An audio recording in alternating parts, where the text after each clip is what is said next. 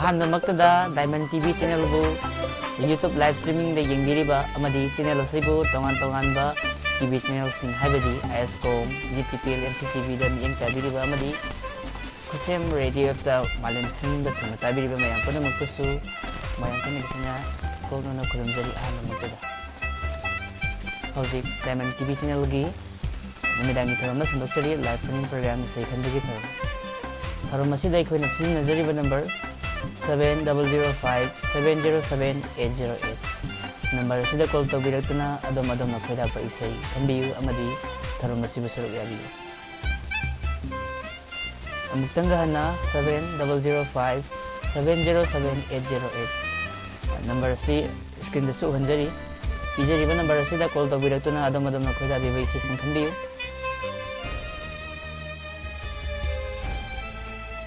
नसीगी theorem असी अहानबा collar कना ओइबिरबनो हबो अमुक्तंग येंगिनसि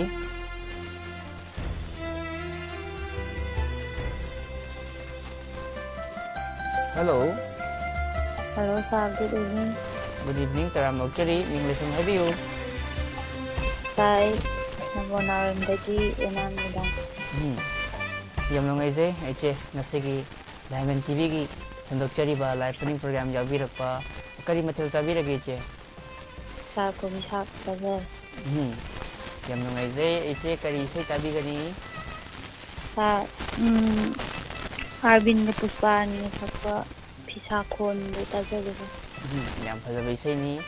अदो इसे इसै से कना कना ताबिनिंबा हापिगद्रा हाबि ऐसे जरम लता ताबिगा मयांगा दम तामी नजा अदो इचे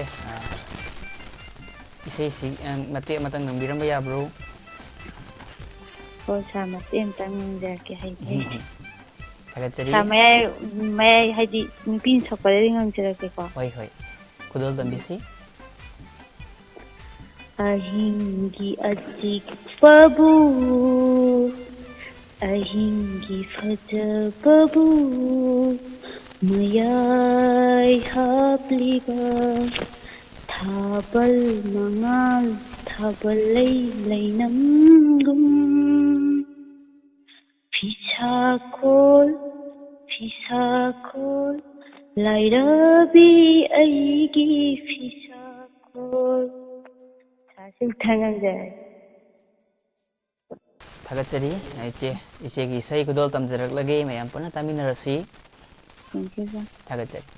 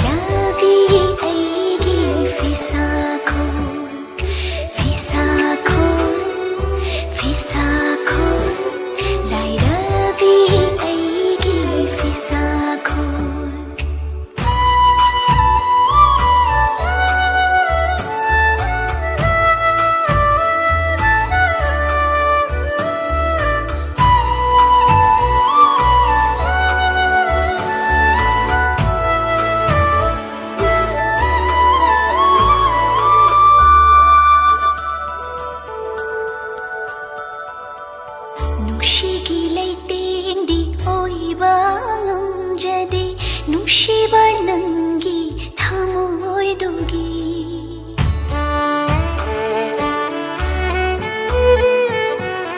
ꯅꯨꯡꯁꯤꯒꯤ ꯂꯩꯇꯦꯡꯗꯤ ꯑꯣꯏꯕ ꯉꯝꯖꯗꯦ ꯅꯨꯡꯁꯤꯕ ꯅꯪꯒꯤ ꯊꯃꯣꯏꯗꯨꯒꯤ 이콩 셋나 웃음기바나 기시 아마나 थमोइगी निंगाई से थेमजिनबदा चिनबालना तोइना हाइरी नंगसे इगिनी नंदी आइगिनी नफमदा फोंगमदा बयावाबसे थेमजिन बिखी नंगी फिसा खोलना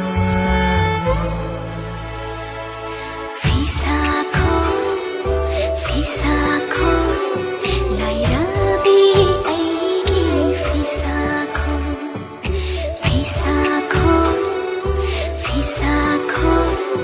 लाइराबी आइगी फिसाखो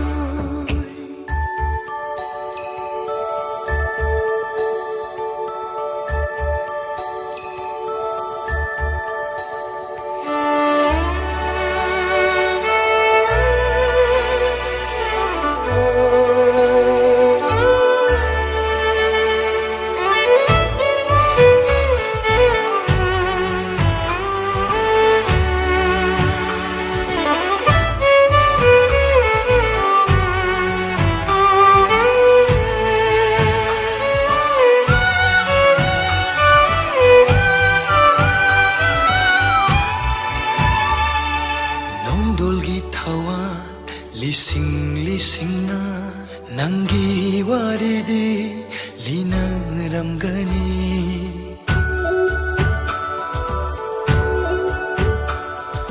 नंदोलगी थवान लिसिंना नंगी वारिदी लिनरमगनी अहिंगी इंगlang malanggi ipoma puduna sumli upal wapa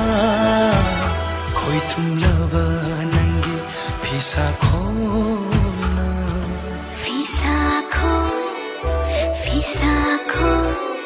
lairabi aigi phisa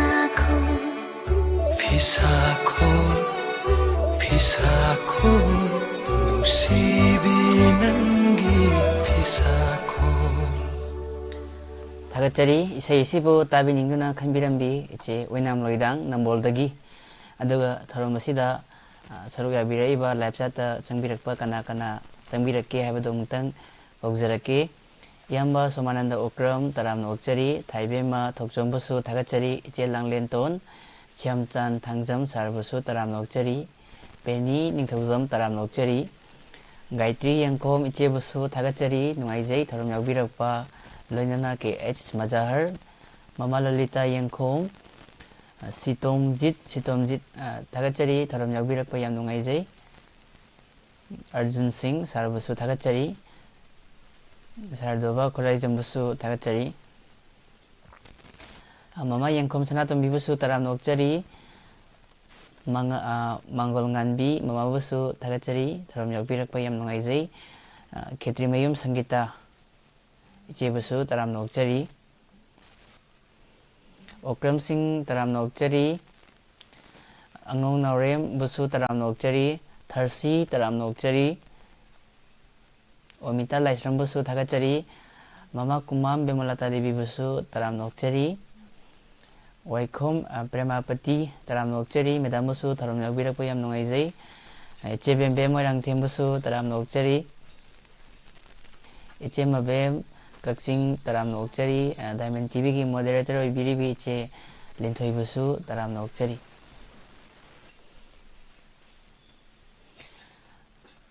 अंगावो पाखंग तराम नोक्चरी थरम यावबिरकपा याम नुंगाइजै एचल जोया इबेम पिसकबसु तराम नोक्चरी थोकचोम ओहोंगबी इचेबसु तराम नोक्चरी दाइमोचा मुतुंगी तराम नोक्चरी थागतरी मयाम पुनमक निने Hekrizam Sanatombibusu Taram Nokchari Matangi Kolarsi Kana Ibano Hevdo Mutangi Minasi. Hello. Hello. Taram Nokchari ma mayam da ming lefum dang khangansi. Phone tawjari ai thongju koirogdagi imaritani. Isai amata khanjage. Yam nungai jai ma tharam yaubirakpa kari mathel sabiragi imabu. Mathendi khara chare ngaga hanganga thongba iromba kangau atai tum chajar. Amapung phakre mamagi mathel se yamso harongani khanjai. Ado ngasigi live phone program isai khanbagi sandokchari ba tharam asida kari isai tabi doino. Solendrogi khonjenda nangbu yengna haibadu tajage. Duga akhoigi diamond du amadi isa edition bu so hainingai leitana thakachari. Duga akhoigi diamond du tabiri ba tabi ko punamak kapuna taminajage. Yam nungai jai ado mama isai si mati amatang ngangbiram ba yabro. Isai si ngangaroi dangasi. Thakachari nangbu yengna nomai them solendro na sakpiba brajendro wahing chana saireng bai sei si kodol tamjarake mayam pana taminarasi. Thakachari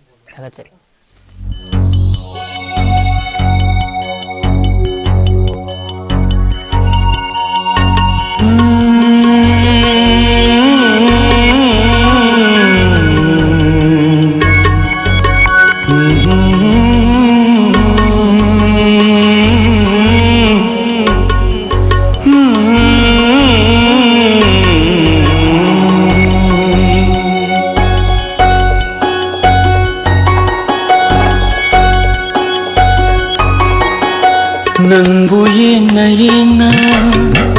wadi ngandatu aing si suhauki khang haudare ikai thibi nangna noblak padumai re ngai hai phong tam phong khang dana lai re ngai ai di thabal si suloi ki Chaki hode Nangbu yena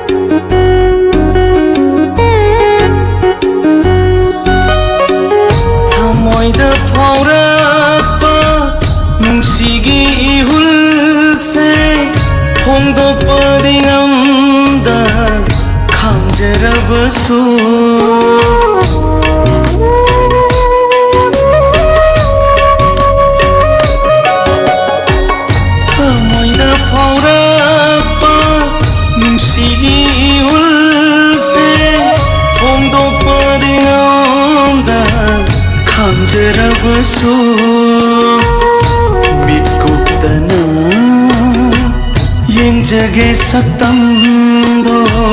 malangi iponda thabalgi manganda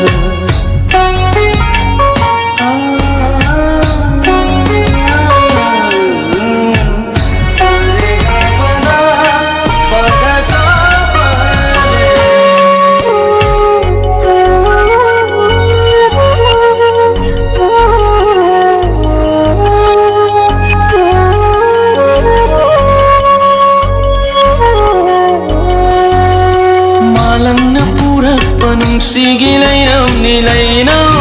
duda ngaujaba khoi muni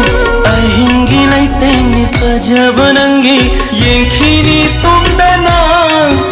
मिट्से तेना कथोक लगे पुन्नामा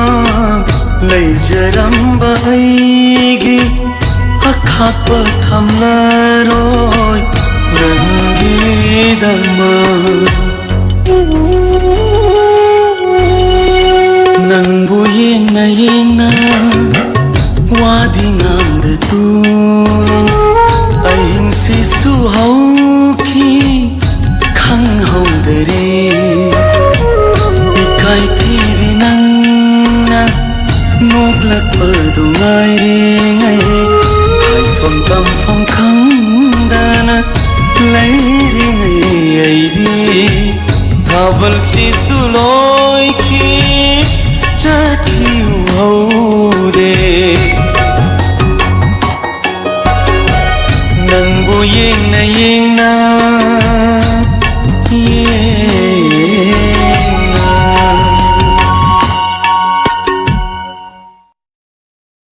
थागतरी इसे इसीबो ताबिनिंगदुना खनबिरंबी इमा थोंजुदगी Rita अदुगा live चाट लेबिरिबा नेने हेग्रिजम सनातनबीना इयागी lantern से कदाइदा थालिनो नेने नाकंदा यालिनी आइगी नाकंदा थांजरी चाउना थागतरी प्रभावती नंथोंबम तराम नोकचरी सुशीला ओक्रमबसु थागतरी रतन बेगपुसु थागतचरी धरम याउबिरकपा नुंगाइजै mama Kumam बिमलता mama Bimla Basu थागतचरी इचे बिबी बिला तराम नोकचरी मनसम Medina Basu थागतचरी धरम याउबिरकपा इचे सुसिमती M wizard पुसु थागतचरी पेपे along Khangpokpi सुरवांग तराम नोकचरी जेमसा सोनिया बसु थागतचरी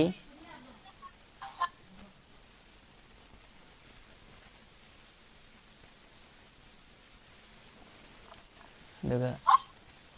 कना कना चिथब नानथरिबा याउरिब्रा ममा बबिता अकोइ जम्बसु तराम नोकचरी ममा Lalita यंखोंग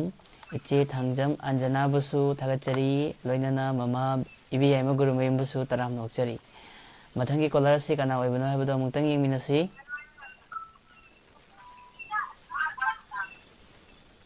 hello Hello, good evening, sir. Good evening तराम नोकचरी मिंगलाइफोंग तंग हाइबियु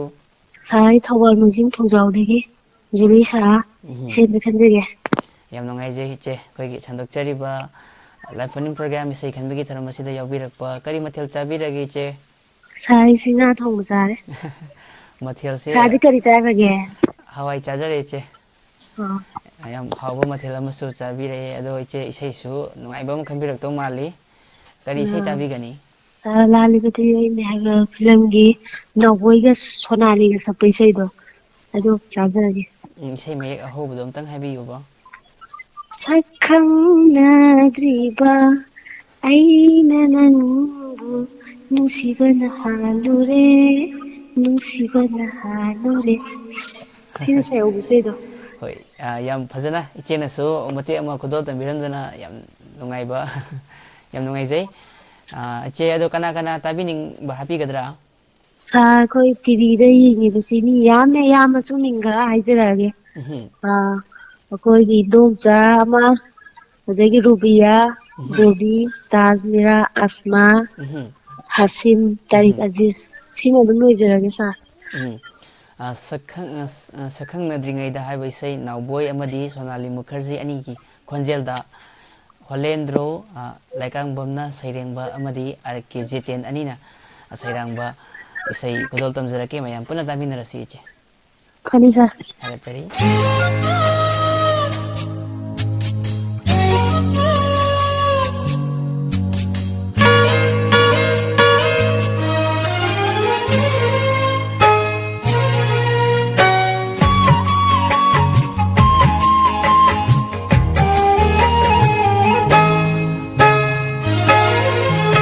Sakhang nadringaida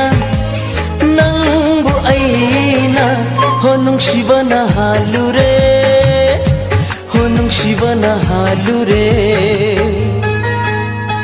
Shakha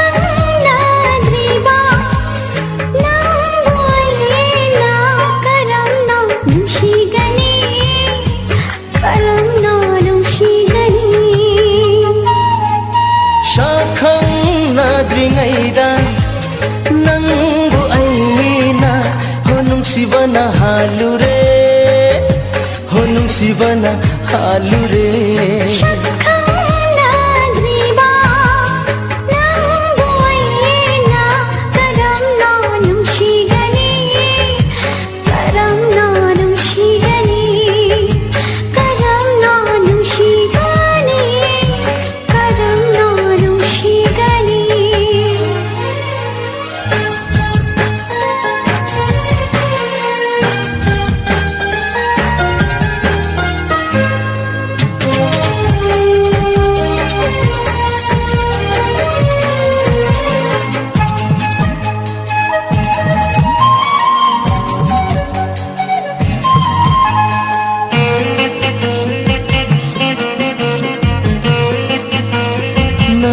फंगनी हाइराबा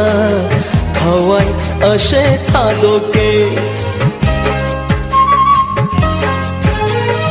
नंगु फंगनी हाइराबा थवाई अशे थादोके करी लाइबु शोलुगे शोलु हाइबत शोलगे थवाई दो पामुइदा लाइश शोन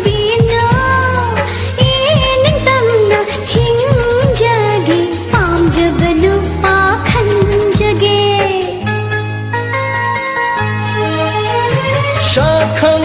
नाद्रिङैदा नंबु ऐना हो नुंसिबना हालुरे हो नुंसिबना हालुरे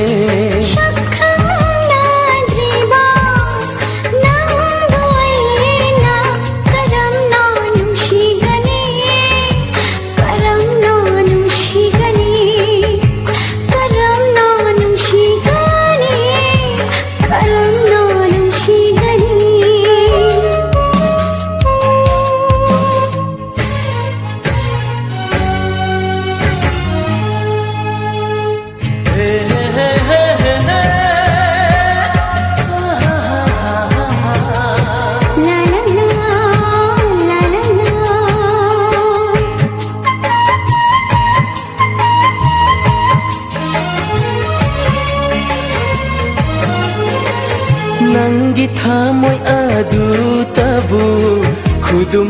चनबा ngamjage नंगी थामोय अदु तबु खुदुम चनबा ngamjage करी खुदोल तमुगे पियु हाइबत पीरगे अपाम बशुले जदे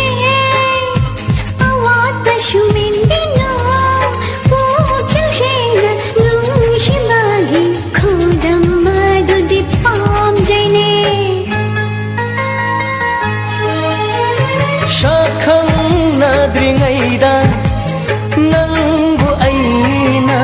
हो नुंसिबना हालुरे हो नुंसिबना हालुरे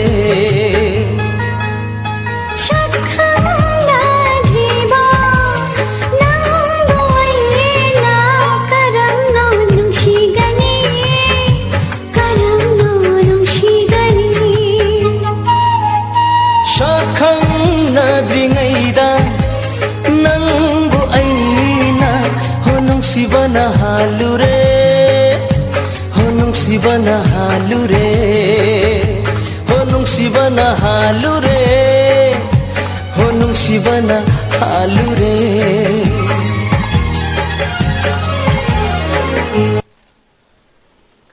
थागतरी इसेसिबु खनबिरंबी चे जुलिसा अदुगा लाइव चाटा नौना चंगबिरइबा ममा इबेमहल तराम नोकचरी मयंग लंबम इंदुबुसु तराम नोकचरी ममा बिमला कोनसम पुष्पा थोकचोंग तराम नोकचरी सुशीला ओक्रम ममा सखी तराम नोकचरी युमखाइबम हेलेन मोइरांग खुनौ नेनेबुसु तराम नोकचरी श्यामचान थांजमबुसु थागतचरी इरेंबम जितेन सारबुसु तराम नोकचरी थरम याविरकप याम नुंगाइजै थागतचरी नौना चंगबिरकप अमदि हाना थरमसि पसंगबिरखरबा सिंबुसु थागतचरी दुगा ꯃꯊꯪꯒꯤ ꯀꯣꯂꯔꯁꯤ ꯀꯅꯥ ꯑꯣꯏꯕꯅꯣ ꯍꯥꯏꯕꯗꯣ ꯑꯃꯨꯛꯇꯪ ꯌꯦꯡꯃꯤꯟꯅꯁꯤ. ꯍꯜꯂꯣ. ꯍꯜꯂꯣ. ꯇꯔꯥꯝ ꯅꯣꯛꯆꯔꯤ, ꯃꯤꯡ ꯂꯩꯐꯝ ꯍꯥꯏꯕꯤꯌꯨ. ꯀꯩꯅꯣꯗꯒꯤ ꯔꯥꯖꯀꯨꯃꯥꯔ ꯑꯣꯏꯅ. ꯌꯥꯝ ꯅꯨꯡꯉꯥꯏꯖꯩ ꯁꯥꯔ, ꯉꯁꯤꯒꯤ ꯂꯥꯏꯚ ꯐꯣꯟ ꯄ꯭ꯔꯣꯒ꯭ꯔꯥꯝ ꯏꯁꯩ ꯈꯟꯕꯒꯤ ꯊꯧꯔꯝ ꯑꯁꯤꯗ ꯌꯥꯎꯕꯤꯔꯛꯄ ꯀꯔꯤ ꯏꯁꯩ ꯇꯥꯕꯤꯒꯅꯤ? ꯆꯍꯤꯗꯨ ꯂꯣꯏꯔꯝꯗꯥꯏ ꯑꯣꯏꯕꯅꯤꯅ ꯑꯗꯣꯝꯅ ꯑꯩꯈꯣꯏꯒꯤ ꯆꯠꯂꯤꯕ ꯆꯍꯤꯁꯤꯒꯤ ꯑꯔꯣꯏꯕ ꯊꯥ ꯍꯥꯏꯕꯗꯨ ꯇꯥꯛꯄꯤꯕ. ꯌꯥꯝ ꯐꯖꯕ ꯏꯁꯩꯅꯤ. ꯏꯁꯩ ꯑꯁꯤ ꯀꯅꯥ ꯀꯅꯥ ꯇꯥꯕꯤꯅꯤꯡꯕ ꯍꯥꯞꯄꯤꯒꯗ꯭ꯔꯥ ꯍꯥꯏꯕꯤꯌꯨ. ꯗꯥꯏꯃꯟ ꯇꯤꯚꯤꯕꯨ ꯇꯥꯕꯤꯔꯤꯕꯁꯤꯡ ꯑꯗꯣ ꯃꯇꯦꯛ ꯑꯃꯇꯪ ꯉꯪꯕꯤꯔꯝꯕ ꯌꯥꯕ꯭ꯔꯣ? ꯉꯪꯖꯔꯔꯣꯏꯒꯦ, ꯉꯁꯤꯗꯤ ꯑꯍꯥꯟꯕ ꯐꯪꯕꯁꯤꯅ ꯈꯤꯇꯪ. ꯍꯣꯏ, ꯌꯥꯝ ꯅꯨꯡꯉꯥꯏꯖꯩ. ꯑꯩꯈꯣꯏꯒꯤ ꯁꯥꯔ ꯉꯁꯤ ꯑꯍꯥꯟꯕ ꯀꯣꯂꯔ ꯑꯣꯏꯅꯁꯨ ꯇꯥꯛꯄꯤ, ꯌꯥꯝ ꯅꯨꯡꯉꯥꯏꯖꯩ ꯑꯗꯨꯒꯤꯁꯨ ꯑꯣꯏꯕꯒꯤꯗꯃꯛꯇꯁꯨ. ꯑꯗꯣ ꯁꯥꯔ ꯉꯁꯤꯁꯤꯕꯨ ꯀꯔꯤ ꯃꯊꯦꯜ ꯆꯥꯕꯤꯔꯒꯦ? ꯁꯥꯔ ꯉꯁꯤꯗꯤ ꯏꯆꯟꯅꯨꯄꯤ ꯌꯨꯝ ꯄꯥꯟꯕ ꯑꯃ ꯂꯥꯛꯄꯗ ꯌꯥꯝ ꯑꯍꯥꯎꯕ ꯑꯃ ꯆꯥꯔꯦ. ꯍꯣꯏ, ꯅꯨꯡꯉꯥꯏꯖꯩ ꯁꯥꯔꯒꯤ ꯏꯁꯩ. ꯆꯠꯂꯤꯕ ꯆꯍꯤꯁꯤꯒꯤ ꯑꯔꯣꯏꯕ ꯊꯥ, ꯆꯠꯂꯤꯕ ꯆꯍꯤꯁꯤꯒꯤ ꯑꯔꯣꯏꯕ ꯊꯥ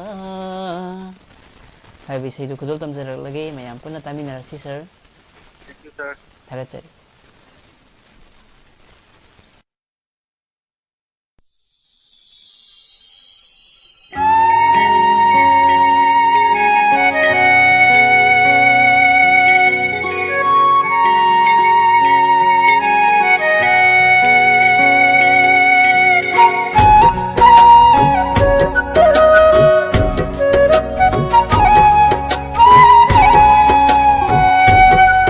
ꯆꯠꯂꯤꯕ ꯆꯍꯤꯒꯤ ꯑꯔꯣꯏꯕ ꯊꯥ, ꯀꯧꯒꯦꯅꯦ ꯅꯪꯕꯨ ꯅꯨꯡꯁꯤꯕꯤ ꯅꯤꯡꯊꯝꯊꯥ, ꯀꯧꯒꯦꯅꯦ ꯅꯪꯕꯨ ꯅꯨꯡꯁꯤꯕꯤ ꯄꯣꯏꯅꯨ ꯊꯥ. ꯆꯠꯂꯤꯕ ꯆꯍꯤꯒꯤ ꯑꯔꯣꯏꯕ ꯊꯥ, ꯆꯠꯂꯝꯗꯥꯏ ꯌꯧꯔꯛꯂꯦ ꯀꯞꯂꯤꯕꯔꯥ, ꯀꯥꯏꯅ ꯇꯣꯔꯕꯥꯟꯗ ꯂꯦꯞꯇꯨꯅ ꯌꯦꯡꯂꯝꯒꯅꯨꯀꯣ ꯄꯤꯔꯣꯏꯅꯔꯥ.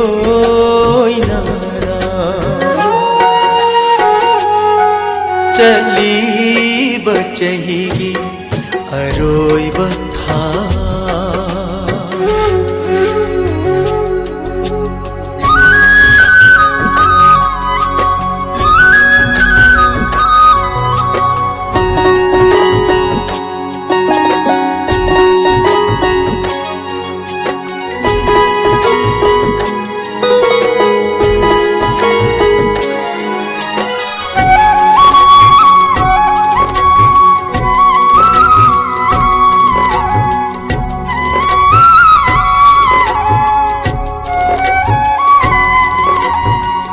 ꯎꯂꯦꯟꯒꯤ ꯅꯨꯡꯁꯤꯠ ꯃꯔꯛꯇ ꯂꯩꯆꯤꯜꯒꯤ ꯏꯅꯥꯐꯤ ꯏꯟꯗꯨꯅ, ꯂꯩꯃꯟ ꯆꯜꯂꯕꯤ ꯂꯩꯔꯥꯡ ꯁꯤꯟꯗꯨꯅ, ꯃꯆꯨ ꯑꯣꯜꯂꯕ ꯁꯝꯂꯥꯡꯅ ꯃꯥꯏꯊꯣꯡ ꯈꯨꯝꯂꯗꯨꯅ, ꯁꯁꯤ ꯆꯠ ꯉꯝꯗꯅ ꯃꯥꯏꯊꯣꯡ ꯈꯨꯝꯂꯗꯨꯅ, ꯁꯁꯤ ꯆꯠ ꯉꯝꯗꯅ ꯀꯔꯤꯒꯤ ꯂꯦꯞꯂꯤ? ꯅꯪꯒꯤ ꯅꯇꯧ ꯎꯕꯗ ꯊꯃꯣꯏꯁꯦ ꯄꯨꯡꯉꯝꯗꯔꯦ. ꯆꯠꯂꯤꯕ ꯆꯍꯤꯒꯤ ꯑꯔꯣꯏꯕ ꯊꯥ,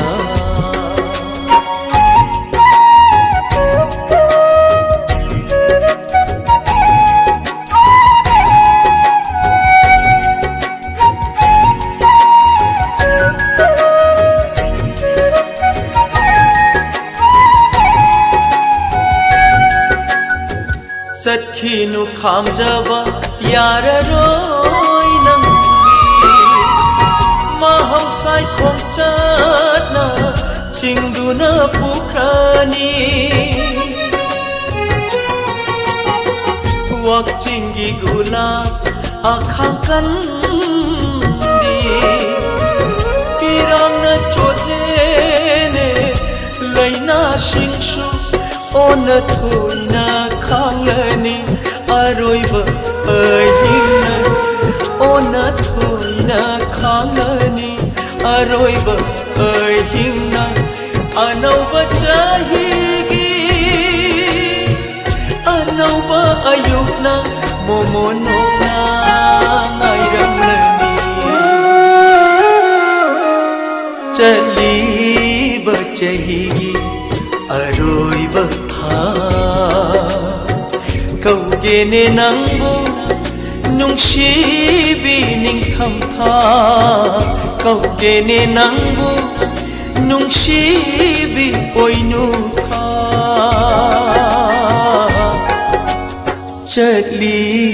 चलीब चाहिगी अरोइब था ꯌꯥꯝ ꯆꯥꯟꯅꯕ ꯏꯁꯩ ꯑꯃ ꯈꯟꯕꯤꯔꯝꯕ ꯊꯥꯒꯠꯆꯔꯤ ꯑꯗꯨꯒ ꯂꯥꯏꯞ ꯆꯥꯠꯇ ꯂꯩꯕꯤꯔꯤꯕ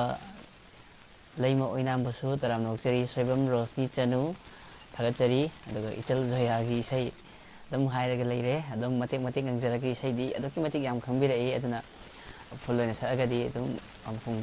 ꯑꯃꯅꯁꯨ ꯁꯛꯎꯗ꯭ꯔꯒꯗꯤ ꯅꯨꯡꯉꯥꯏꯔꯣꯏꯗꯣꯏꯅꯤ ꯃꯇꯝꯅꯗꯤ ꯑꯀꯛꯅꯕ ꯑꯣꯏꯕꯅꯤꯅ इचम चमजबी इंगाव गावजबी मोमोंता नोकनबी नंगी नतौबु पामजरुई थमोइना खोइदाजरुई थमोइना खोइदाजरुई लैजनिंगी ननाक्ता नतौतबु यिंगदुना लैजनिंगी ननाक्ता नतौतबु यिंगदुना हो अदुगा इचे बिबी बिलागी से इंगला चिकला हिंद नंगना लाखी नंगना हंकी ऐंगोंदा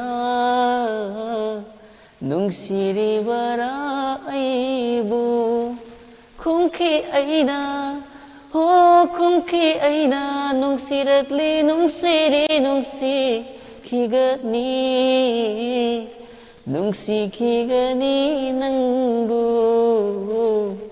नुंगसी खिगनी नंगबु थागतरी मतेक मतेक दुम कुदल तमजखरे इचे पुष्पाना हंबिरखिबा वफम इतोमदा फमबसी कमाई तौगे इहांग हांगबगुम खल्ले को इचे हेक धरम तमिनरमगा इतोमदा फमबसी नुंगाइतबा मदि फील तौवे अदुबु मतंग चाबदा दुम मयाम की थबल तौजरके सही नुंगाइ नुंगाइबा खुदल तमजरके इचे सिंगल लोइनेना मथंगी कॉलर से कना ओइबनो हाइबदो अमुतंग येमिनसी hello hello good evening sir तराम नोकचरी मिंग लेफम हाइबियु मोइदांग पंक्तगी लाइसम मेदाने सर याम नुंगाइजे इचे डायमंड टीवी की संदोक्चरीबा लाइव फिल्म प्रोग्राम इसे खनबगी थरम असिदा याबिरकपा करी मथेल चाबिरके सर कोबी थोंबो ओइना सर हावो मथेल अमसु चाबिरे अदो इचे करी इसे ताबिगनी सर थाजबगी वांग फिल्म दगी दिनेश शर्मन सकपा थाबलगा ना हाइबा इसेदो अदु तागरे याम फजबा इसेनी इसे सिमते मतंग नंगबिरंबा याब्रो सर इसे नंगजरगे अदो कना कना ताबिनिंग हापीगनी डायमंड टीवी तारिबा पुनमका दम तामिनजरगे सर याम नुंगाइजे इसेगी सही खुदल तमजरकलगे मयाम पुना तामिनरस थागतरी सर थागतरी थापलगा दिनेश की खोंजेलदगी शरद युमनाम सैरंगबा ओकेन अमाकचम न सैरांगबा इसे खुदल तमजरी मयाम पुना तामिनसी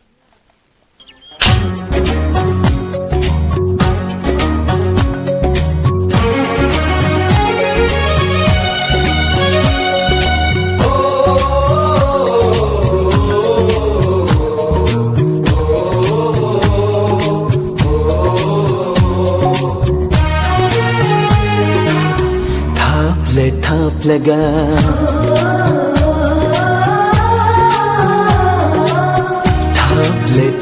ꯊꯥꯞꯂꯒ ꯅꯨꯡꯁꯤꯕ ꯍꯦꯜꯂꯤ ꯇꯥꯝꯂꯒ ꯅꯤꯡꯁꯤꯡꯕ ꯍꯦꯜꯂꯤ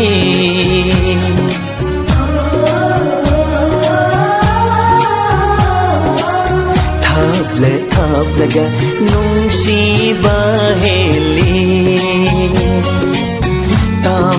ꯇꯥꯝꯂꯒ ꯅꯤꯡꯁꯤꯡꯕ ꯍꯦꯜꯂꯤ ꯊꯥꯞꯂꯒ ꯅꯨꯡꯁꯤꯕ ꯍꯦꯜꯂꯤ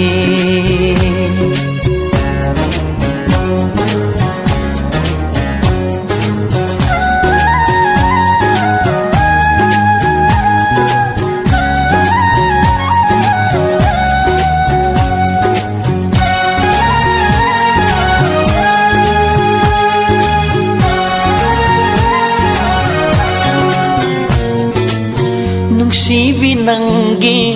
ꯅꯨꯡꯁꯤꯒꯤ ꯂꯪꯂꯥꯅ ꯄꯨꯟꯁꯤꯟꯕꯤꯔꯦ ꯑꯩꯕꯨ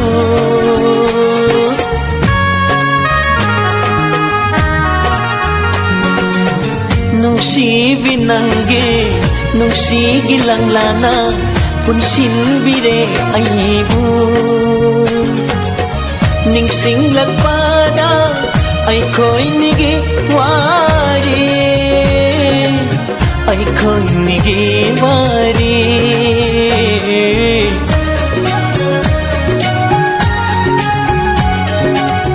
ꯎꯔꯦ ꯅꯪꯒꯤ ꯅꯨꯡꯁꯤꯕꯤ ꯁꯛꯇꯝ ꯈꯜꯂꯤ ꯀꯧꯕꯒꯨꯝ ꯅꯅꯥꯛꯇ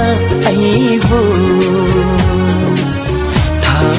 ꯊꯥꯞꯂꯒ ꯅꯨꯡꯁꯤꯕ ꯍꯦꯜꯂꯤ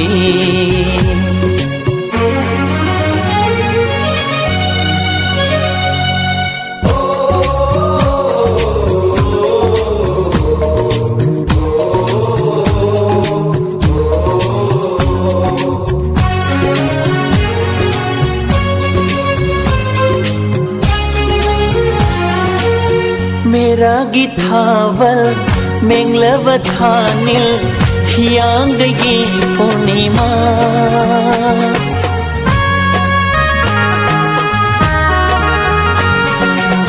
मेरा गिथावल मेंगलव थानिल हियांगगी पूर्णिमा हेंदे तादे ना हकी शतम ना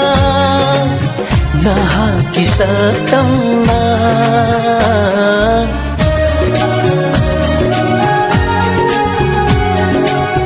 हेली नंतना फजाबा पुम्बा ताजै थवाइना नाहकी खुदिन थाप्लगा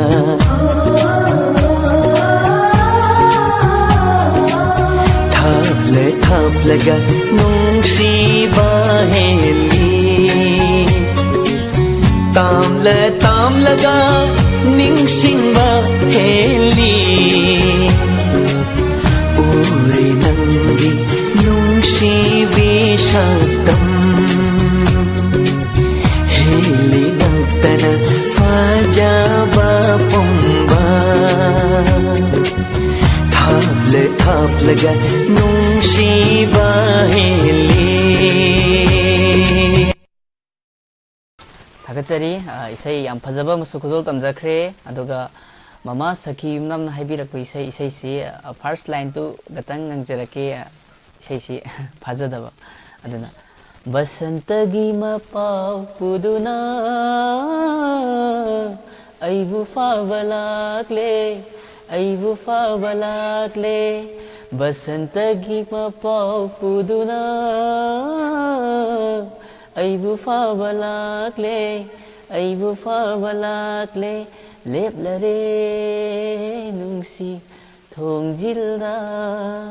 हंगाम पाल्दा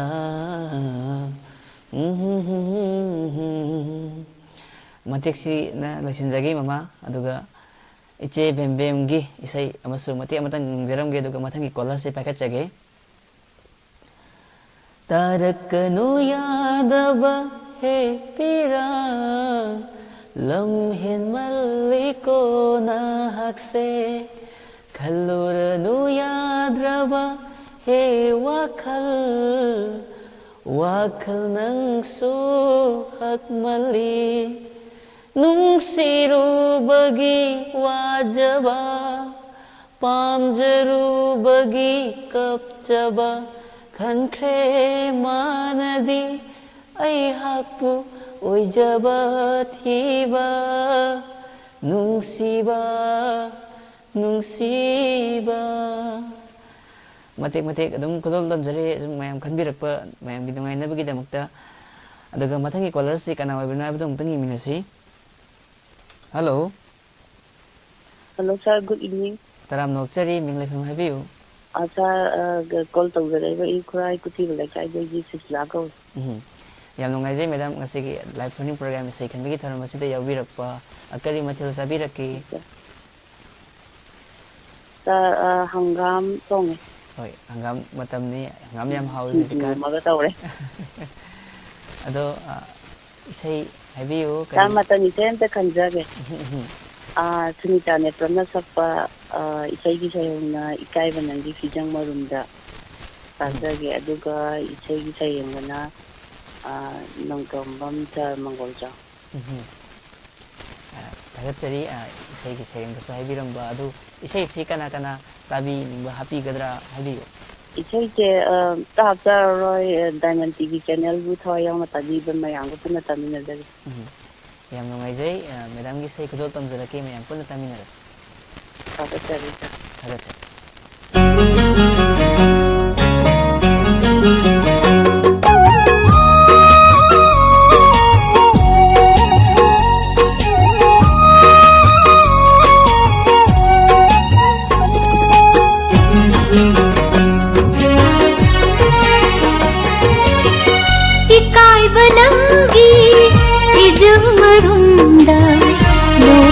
thầm ꯑꯩꯒꯤ ꯅꯨꯡꯁꯤꯕ ꯏꯀꯥꯏꯕ ꯅꯪꯒꯤ ꯐꯤꯖꯪ ꯃꯔꯨꯝꯗ ꯂꯣꯠꯇꯨꯅ ꯊꯝꯂꯅꯨ ꯑꯩꯒꯤ ꯅꯨꯡꯁꯤꯕ ꯃꯅꯤꯡ ꯇꯝꯅ ꯍꯣꯡꯗꯣꯛꯍꯜꯂꯣ ꯃꯅꯤꯡ ꯇꯝꯅ ꯍꯣꯡꯗꯣꯛꯍꯜꯂꯣ ꯑꯩꯒꯤ ꯅꯨꯡꯁꯤꯕ ꯅꯨꯡꯁꯤꯕ ꯃꯉꯣꯟꯗ ꯑꯩꯒꯤ ꯅꯨꯡꯁꯤꯕ ꯅꯨꯡꯁꯤꯕ ꯃꯉꯣꯟꯗ ꯏꯀꯥꯏꯕ ꯅꯪꯒꯤ ꯐꯤꯖꯪ ꯃꯔꯨꯝꯗ ꯂꯣꯠꯇꯨꯅ ꯊꯝꯂꯅꯨ ꯑꯩꯒꯤ ꯅꯨꯡꯁꯤꯕ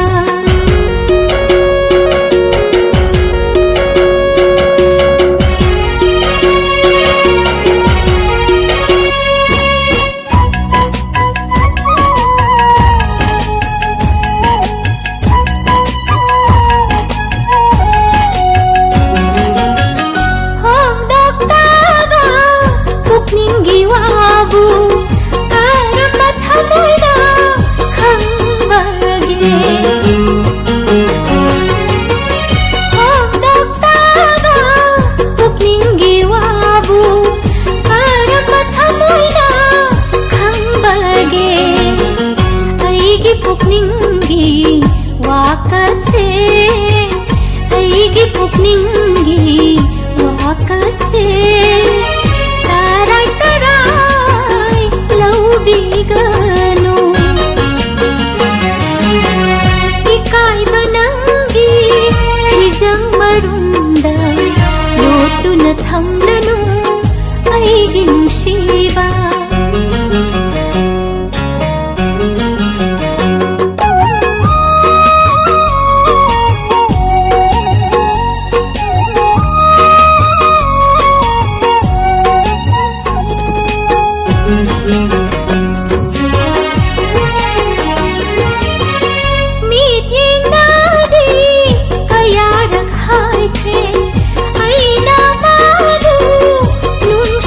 हाँ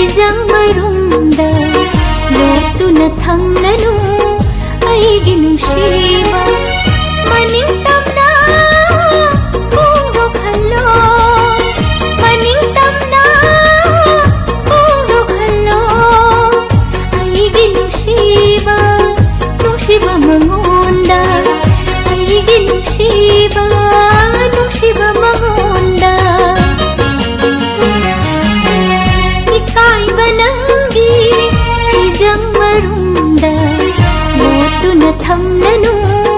ꯑꯩꯒꯤ ꯅꯨꯡꯁꯤꯕ ꯂꯣꯠꯇꯨꯅ ꯊꯝꯂꯅꯨ ꯑꯩꯒꯤ ꯅꯨꯡꯁꯤꯕ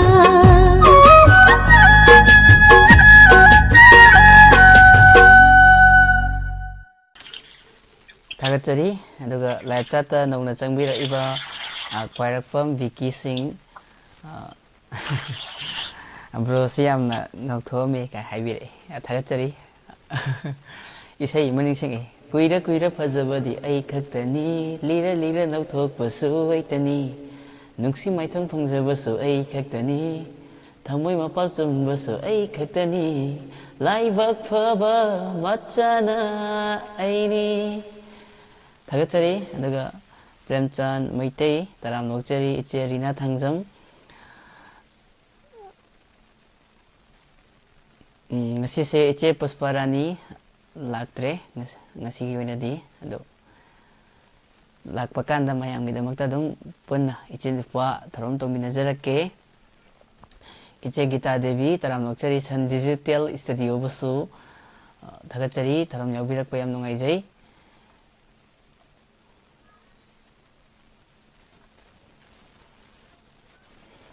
ꯑꯗꯨꯒ ꯃꯊꯪꯒꯤ ꯀꯣꯂꯔꯁꯤ ꯀꯅꯥ ꯑꯣꯏꯕꯅꯣ ꯍꯥꯏꯕꯗꯣ ꯑꯃꯨꯛꯇꯪ ꯌꯦꯡꯃꯤꯟꯅꯁꯤ ꯍꯜꯂꯣ ꯍꯜꯂꯣ ꯒꯨꯗ ꯏꯚꯤꯅꯤꯡ ꯏꯆꯥ ꯏꯕꯨꯡꯉꯣ ꯇꯔꯥꯝ ꯐꯣꯟ ꯅꯣꯛꯆꯔꯤ ꯇꯧꯖꯔꯛꯂꯤꯕ ꯃꯃꯥꯏꯕꯤ ꯍꯥꯏꯃ ꯋꯥꯡꯈꯤꯜ ꯊꯦꯝꯄꯨꯛꯀꯤ ꯃꯄꯥꯟ ꯌꯥꯝ ꯅꯨꯡꯉꯥꯏꯖꯩ ꯃꯃꯥ ꯊꯧꯔꯝ ꯌꯥꯎꯕꯤꯔꯛꯄ ꯂꯥꯏꯐ ꯃꯅꯤꯡ ꯄ꯭ꯔꯣꯒ꯭ꯔꯥꯝ ꯏꯁꯩ ꯈꯟꯕꯒꯤ ꯊꯧꯔꯝꯅꯤ ꯉꯁꯤꯒꯤ ꯊꯧꯔꯝ ꯑꯁꯤꯗ ꯃꯃꯥ ꯀꯔꯤ ꯏꯁꯩ ꯇꯥꯕꯤꯅꯤꯡꯉꯤꯕ ꯍꯥꯏꯕꯤꯌꯨ ꯆꯪꯁꯤ ꯆꯪ ꯐꯤꯂꯝꯒꯤ ꯔꯥꯖꯨ ꯁꯔꯃꯅ ꯁꯛꯄ ꯍꯟꯗꯛ ꯃꯔꯛꯁꯦ ꯈꯠꯂꯛꯂꯤꯁꯤꯅ ꯀꯔꯤꯒꯤꯅꯣ ꯑꯩꯅ ꯀꯧꯕꯗ ꯁꯨꯈꯨꯝ ꯈꯨꯝꯕꯤꯕ ꯍꯥꯏꯅ ꯁꯦꯋꯏꯁꯤꯗꯣ ꯇꯥꯖꯒꯦ ꯌꯥꯝ ꯐꯖꯕ ꯏꯁꯩꯅꯤ ꯃꯃꯥꯒꯤ ꯏꯁꯩꯁꯤ ꯍꯣꯏ ꯃꯌꯥꯝꯅꯁꯨ ꯌꯥꯝ ꯅꯨꯡꯉꯥꯏꯅ ꯇꯥꯕꯤꯒꯅꯤ ꯈꯟꯖꯩ ꯑꯗꯣ ꯃꯃꯥ ꯏꯁꯩꯁꯤ ꯀꯅꯥ ꯀꯅꯥ ꯇꯥꯕꯤꯅꯤꯡꯕ ꯍꯥꯞꯄꯤꯒꯗ꯭ꯔꯥ ꯍꯥꯏꯕꯤꯌꯨ ꯇꯥꯕꯤꯅꯤꯡꯕꯁꯦ ꯑꯍꯥꯟꯕꯗ ꯏꯆꯥ ꯍꯥꯞꯆꯒꯦ ꯑꯗꯨꯒ ꯂꯥꯏꯞ ꯆꯥꯠꯇ ꯂꯩꯕꯤꯔꯤꯕ ꯆꯦꯅꯦꯜ ꯑꯁꯤꯕꯨ ꯇꯥꯕꯤꯔꯤꯕ ꯌꯦꯡꯕꯤꯔꯤꯕ ꯃꯌꯥꯝ ꯄꯨꯝꯅꯃꯛꯇ ꯇꯥꯃꯤꯟꯅꯖꯒꯦ ꯌꯥꯝ ꯏꯟꯖꯥꯡ ꯅꯨꯡꯉꯥꯏꯖꯩ ꯆꯥꯕꯤꯒꯦ ꯏꯆꯥꯕꯨ ꯍꯥꯏꯕꯤꯌꯨ ꯏꯃꯥ ꯑꯝꯇꯪ ꯍꯥꯏꯕꯤꯌꯨ ꯀꯔꯤ ꯏꯟꯖꯥꯡ ꯆꯥꯕꯤꯔꯒꯦ ꯍꯣꯏ ꯏꯆꯥꯕꯨ ꯍꯣꯏ ꯑꯍꯣꯏ ꯃꯃꯥ ꯉꯁꯤꯁꯦ ꯍꯋꯥꯏ ꯊꯣꯡꯕ ꯆꯥꯖꯔꯛꯏ ꯂꯥꯏꯞ ꯆꯥꯠꯇꯒꯤꯁꯨ ꯍꯪꯕꯤꯔꯛꯈꯤꯕꯅꯤ ꯕꯤꯀꯤ ꯑꯣ ꯍꯋꯥꯏ ꯊꯣꯡꯕ ꯃꯃꯥꯗꯣ ꯐꯣꯟ ꯐꯪꯅꯕ ꯍꯣꯠꯅꯔꯤꯉꯩꯗ ꯑꯝꯇ ꯇꯥꯖꯍꯧꯗ꯭ꯔꯦ ꯐꯣꯟꯗꯨꯅ ꯉꯁꯤꯗꯤ ꯔꯦꯗꯤꯡꯁꯦ ꯆꯠꯂꯒ ꯐꯠ ꯇꯠꯄ ꯍꯣꯏ ꯃꯉꯥ ꯂꯥꯏꯞ ꯇꯔꯨꯛ ꯆꯥꯠꯇꯁꯨ ꯁꯨꯔꯀꯥꯟꯗꯅꯦ ꯎꯖꯈꯤ ꯃꯃꯥꯅ ꯐꯣꯟ ꯆꯠꯂꯒ ꯍꯣꯏ ꯄꯠ ꯄꯠ ꯇꯠꯂꯦ ꯍꯥꯏꯅ ꯉꯁꯥꯏ ꯍꯥꯏꯕꯤꯔꯛꯈꯤꯕꯗꯣ ꯍꯣꯏ ꯍꯣꯏ ꯉꯁꯤꯗꯤ ꯏꯆꯥ ꯃꯊꯟꯇ ꯉꯥꯏꯔꯦꯅꯦ ꯏꯇꯣꯝꯇ ꯉꯥꯏꯔꯦ ꯃꯃꯥ ꯑꯗꯨꯝ ꯃꯥꯅꯤ ꯏꯆꯦꯁꯤꯡꯒ ꯊꯧꯔꯝ ꯇꯧꯃꯤꯟꯅꯖꯕ ꯁꯨꯝ ꯗꯨꯋꯦꯠꯀ ꯁꯛꯑꯒ ꯂꯥꯡꯕꯗꯣ ꯑꯗꯨꯝ ꯅꯨꯡꯉꯥꯏꯖꯕꯅꯤ ꯑꯗꯣ ꯏꯆꯦ ꯉꯁꯤꯗꯤ ꯂꯥꯛꯇ꯭ꯔꯦ ꯑꯗꯣ ꯏꯆꯦ ꯅꯤꯔꯃꯂꯥꯕꯨꯗꯤ ꯂꯥꯛꯀꯅꯤ ꯑꯗꯣ ꯍꯣꯔꯦꯟ ꯏꯟꯁꯄꯦꯛꯇꯔ ꯇꯌꯥꯏ ꯊꯥꯅꯕꯒꯤ ꯑꯗꯣ ꯍꯣꯏ ꯊꯧꯔꯝꯕꯨꯗꯤ ꯏꯆꯦꯗꯤ ꯌꯥꯎꯗ꯭ꯔꯦ ꯉꯁꯤꯒꯤ ꯑꯣꯏꯅꯗꯤ ꯊꯝꯖꯔꯒꯦꯀꯣ ꯑꯗꯨꯗꯤ ꯊꯥꯒꯠꯆꯔꯤ ꯏꯁꯩ ꯊꯥꯕꯤꯔꯛꯑꯣ ꯊꯥꯒꯠꯆꯔꯤ ꯊꯥꯒꯠꯆꯔꯤ ꯃꯊꯪꯒꯤ ꯏꯁꯩ ꯃꯃꯥ ꯏꯕꯦꯝꯃ ꯒꯨꯔꯨꯃꯌꯨꯝꯅ ꯈꯟꯕꯤꯔꯝꯕ ꯏꯁꯩ ꯈꯨꯗꯣꯜ ꯇꯝꯖꯔꯛꯀꯦ ꯃꯌꯥꯝ ꯄꯨꯟꯅ ꯇꯥꯃꯤꯟꯅꯁꯤ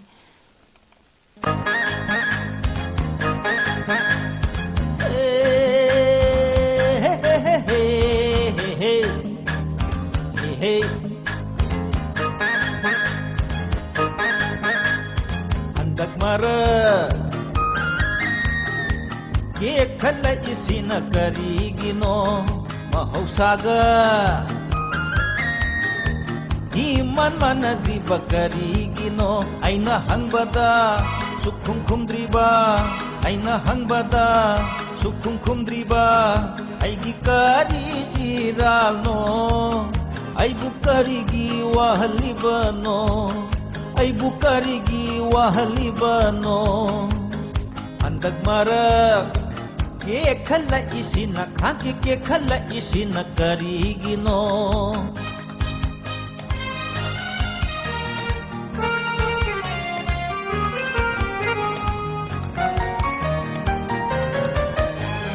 kanana kari insili kanana kari haijili kanana kari insili kanana kari haijili kanana laiwa kamsili kanana higaiwa thajili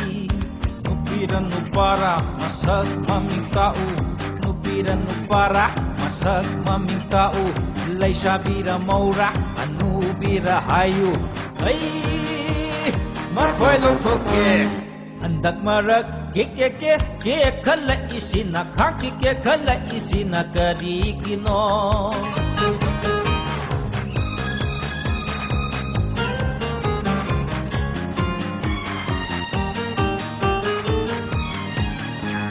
watuna wang laga kwang na phangde i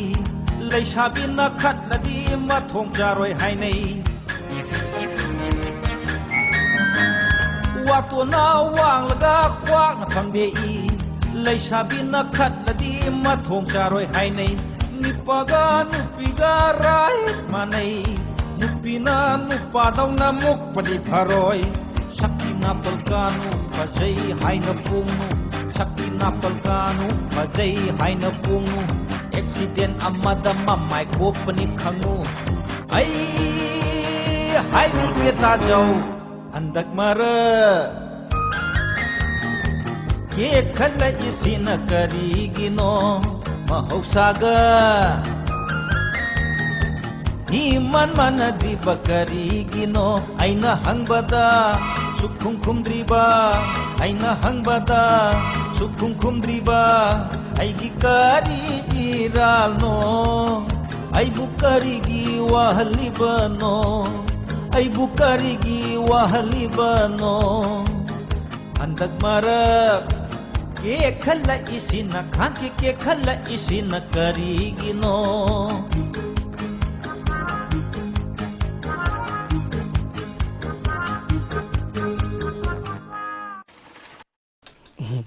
ꯏꯁꯩꯁꯤ ꯃꯩꯅꯦ ꯃꯃꯥ ꯏꯕꯦꯝꯃ ꯒꯨꯔꯨꯃꯌꯨꯝꯅ ꯈꯟꯕꯤꯔꯝꯕ ꯃꯌꯥꯝꯁꯨ ꯌꯥꯝ ꯅꯨꯡꯉꯥꯏꯅ ꯇꯥꯕꯤꯈꯤ ꯑꯗꯨꯒ ꯂꯥꯏꯚ ꯆꯥꯠꯇ ꯂꯩꯕꯤꯔꯤꯕ ꯃꯌꯥꯝꯕꯨꯁꯨ ꯊꯥꯒꯠꯆꯔꯤ ꯑꯗꯨꯒ ꯏꯆꯦ ꯁꯣꯅꯤ ꯏꯆꯦ ꯄ꯭ꯔꯥꯅꯦꯁꯣꯔꯤ ꯂꯧꯔꯦꯝꯕꯝ ꯏꯆꯦꯒꯤ ꯏꯕꯨꯡꯉꯣ ꯐꯣꯟꯁꯨ ꯐꯪꯗꯦ ꯂꯥꯟꯇꯦꯟ ꯊꯥꯡꯃꯩ ꯊꯦꯡꯛꯁ ꯍꯥꯏꯕꯤꯔꯛꯄ ꯑꯗꯨꯒ ꯁꯥꯔꯗꯣꯕ ꯈꯨꯔꯥꯏꯖꯝ ꯏꯅꯥꯎ ꯏꯗꯤꯁꯟꯁꯦ ꯍꯧꯖꯤꯛꯇꯤ ꯗꯥꯏꯃꯟ ꯇꯤꯚꯤꯒꯤ ꯕꯦꯛꯕꯣꯟ ꯑꯣꯏꯔꯕꯅꯤ ꯍꯥꯏꯕꯤꯔꯛꯏ ꯊꯥꯒꯠꯄꯤꯕꯅ ꯅꯨꯡꯁꯤꯕꯤꯕꯒꯤ ꯁꯨꯝ ꯍꯥꯏꯕꯤꯔꯛꯄꯅꯤ ꯑꯩꯈꯣꯏꯅ ꯍꯣꯠꯅꯖꯔꯤꯕꯁꯤꯗꯤ ꯈꯖꯤꯛꯇꯪꯅꯤ ꯑꯩꯈꯣꯏꯒꯤ ꯏꯆꯦ ꯗꯥ ꯑꯣꯂꯦꯟ ꯍꯣꯏ ꯏꯆꯦ ꯄꯨꯁꯄꯥꯔꯥꯅꯤ ꯏꯆꯦ ꯅꯤꯔꯃꯂꯥ ꯁꯥꯔ ꯍꯣꯏꯒꯤ ꯇꯨꯡ ꯏꯟꯖꯔꯒ ꯑꯗꯨꯝ ꯂꯥꯡꯖꯔꯤꯕ ꯊꯧꯔꯝꯅꯤ ꯍꯩꯇ ꯍꯩꯇ ꯑꯗꯨꯝ ꯃꯌꯥꯝꯒꯤꯗꯃꯛ ꯁꯦꯕꯥ ꯇꯧꯖꯔꯤꯕꯅꯤ ꯊꯥꯒꯠꯄꯤꯔꯛꯄ ꯑꯗꯨꯛꯀꯤ ꯃꯇꯤꯛ ꯅꯨꯡꯉꯥꯏꯖꯩ ꯑꯗꯨꯒ ꯂꯥꯏꯚ ꯆꯥꯠꯇ ꯅꯧꯅ ꯆꯪꯕꯤꯔꯛꯄ ꯂꯝꯁꯥꯡ ꯏꯕꯦꯝꯆꯥ ꯇꯔꯥꯝ ꯅꯣꯛꯆꯔꯤ ꯇꯣꯝꯕꯤ ꯃꯆꯥ ꯃꯨꯇꯨꯝ ꯏꯃꯥꯕꯨꯁꯨ ꯊꯥꯒꯠꯆꯔꯤ ꯏꯆꯦ ꯒꯤꯇꯥ ꯗꯦꯕꯤ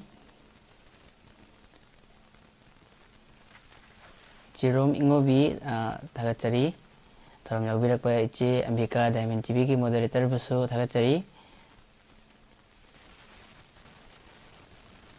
ꯏꯁꯤꯇꯥ ꯊꯥꯒꯠꯆꯔꯤ ꯅꯦꯅꯦ ꯁꯣꯃꯣꯂꯥꯏ ꯂꯥꯠꯄꯝꯕꯨꯁꯨ ꯊꯥꯒꯠꯆꯔꯤ ꯑꯗꯨꯒ ꯃꯊꯪꯒꯤ FM ꯃꯃꯩꯕꯨꯁꯨ ꯊꯥꯒꯠꯆꯔꯤ ꯔꯤꯅꯥ ꯊꯥꯡꯖꯝ ꯃꯊꯪꯒꯤ ꯀꯣꯂꯔ ꯄꯥꯏꯈꯠꯆꯒꯦ hello hello good evening sir hello hello ꯇꯔꯥꯝ ꯅꯣꯛꯆꯔꯤ good evening good evening sir ꯇꯔꯥꯝ ꯅꯣꯛꯆꯩ ꯁꯥꯔ ꯑꯩ ꯇꯣꯞꯇꯒꯤ ꯊꯧꯒꯨꯝꯕꯤ ꯏꯆꯦ ꯌꯥꯝ ꯅꯨꯡꯉꯥꯏꯖꯩ ꯂꯥꯏꯐ ꯐꯅꯤꯡ ꯄ꯭ꯔꯣꯒ꯭ꯔꯥꯝ ꯌꯥꯎꯕꯤꯔꯛꯄ ꯏꯆꯦ ꯀꯔꯤ ꯃꯊꯦꯜ ꯆꯥꯕꯤꯔꯛꯀꯦ ꯉꯁꯤ ꯀꯣꯕꯤ ꯊꯝꯆꯦꯠ ꯃꯥꯟꯕꯤ ꯑꯣꯏꯅ ꯆꯥꯖꯔꯦ ꯁꯥꯔ ꯏꯖꯔꯁꯟꯗꯤ ꯆꯥꯛ ꯆꯥꯕꯤꯔꯕ꯭ꯔꯣ ꯆꯥꯖꯔꯦ ꯏꯆꯦ ꯍꯋꯥꯏ ꯊꯣꯡꯕ ꯑꯣꯏꯅ ꯆꯥꯖꯔꯦ ꯉꯁꯤꯗꯤ ꯑꯗꯣ ꯏꯆꯦ ꯂꯥꯏꯐ ꯐꯅꯤꯡ ꯄ꯭ꯔꯣꯒ꯭ꯔꯥꯝ ꯏꯁꯩ ꯈꯟꯕꯒꯤ ꯊꯧꯔꯝꯅꯤ ꯀꯔꯤ ꯏꯁꯩ ꯇꯥꯕꯤꯅꯤꯡꯕ ꯍꯥꯏꯕꯤꯌꯨ ꯊꯦꯡꯃꯟꯈ꯭ꯔꯦ ꯊꯥꯕꯜꯁꯦ ꯐꯤꯂꯝꯗꯒꯤ ꯁꯗꯥꯅꯟꯗꯒ ꯔꯣꯁꯤꯕꯤꯅꯥꯒꯅ ꯁꯛꯃꯤꯟꯅꯕ ꯂꯝ ꯌꯧꯅ ꯐꯖꯔꯦꯅ ꯁꯩꯍꯧꯕ ꯏꯁꯩꯗꯣ ꯑꯗꯨꯝꯇꯪ ꯇꯥꯖꯒꯦ ꯑꯗꯣ ꯏꯁꯩꯁꯤ ꯃꯌꯦꯛ ꯑꯣꯏꯅ ꯍꯥꯏꯕꯤꯔꯝꯕ ꯅꯠꯇꯕ ꯏꯆꯦ ꯃꯇꯦꯛ ꯑꯃꯁꯨ ꯑꯁꯨꯝ ꯅꯧꯄꯥꯅ ꯏꯆꯦꯒꯤ ꯈꯣꯟꯖꯦꯜꯗꯒꯤ ꯇꯥꯖꯅꯤꯡꯕ ꯃꯌꯥꯝꯅꯁꯨ ꯇꯥꯕꯤꯅꯤꯡꯉꯝꯒꯅꯤ ꯈꯟꯖꯩ ꯍꯣꯏ ꯍꯣꯏ ꯃꯇꯦꯛ ꯑꯃꯇꯪ ꯉꯪꯉꯛꯀꯦ ꯂꯝ ꯌꯧꯅ ꯐꯖꯔꯦ ꯄꯨꯔꯅꯤꯃꯥ ꯊꯥꯖꯁꯨ ꯏꯀꯥꯏꯔꯅꯤ ꯁꯝꯂꯥꯡꯗ ꯆꯤꯔꯣꯜ ꯇꯧꯔꯒ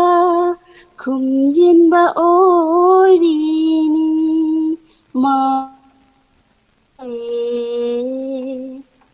ꯁꯤꯁꯦ ꯃꯈꯥꯗꯤ ꯁꯤꯡꯒꯔꯒꯤ ꯑꯣꯏꯅ ꯇꯥꯔꯁꯤ ꯍꯣꯏ ꯌꯥꯝ ꯅꯨꯡꯉꯥꯏꯖꯩ ꯏꯆꯦ ꯏꯆꯦ ꯌꯥꯝ ꯐꯖꯕ ꯏꯁꯩ ꯑꯃꯁꯨ ꯈꯟꯕꯤꯔꯝꯃꯤ ꯑꯗꯣ ꯏꯁꯩꯁꯤ ꯈꯨꯗꯣꯜ ꯇꯝꯖꯔꯛꯂꯒꯦ ꯃꯌꯥꯝ ꯄꯨꯟꯅ ꯇꯥꯃꯤꯟꯅꯔꯁꯤ ꯊꯦꯡꯛꯌꯨ ꯊꯥꯒꯠꯆꯔꯤ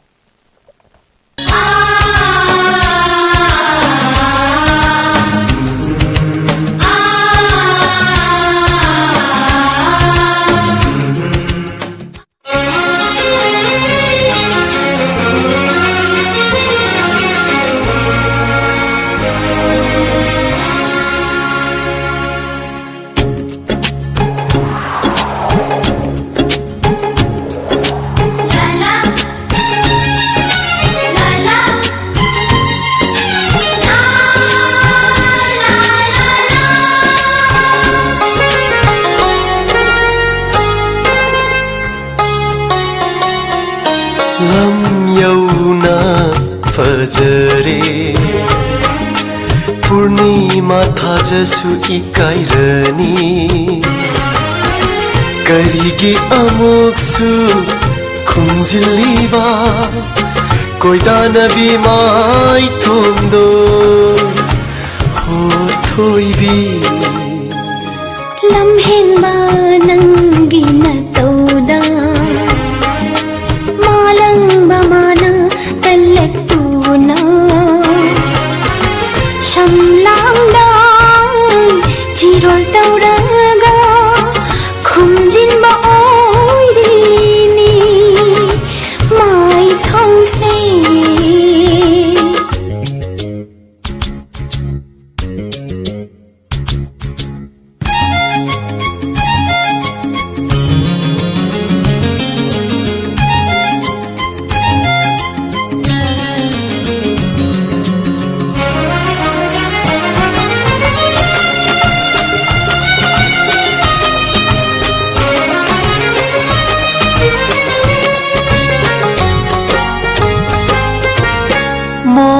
monghadava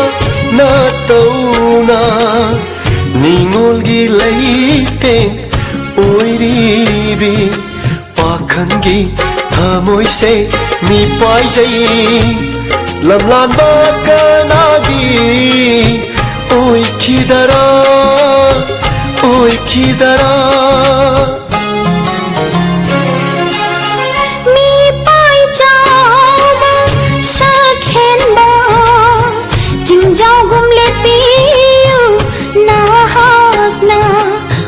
sisina leiri makai ai haki na tum injage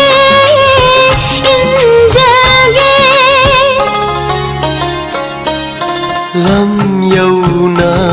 fajare purnima thajasu ikairani karigi amoksu khumjiliba koidana bimai thondo ho thoibi lam hen ba nangi na tauda malang ba mana talatuna shamlangda chirol tauraga khumjinba oirini mai thongse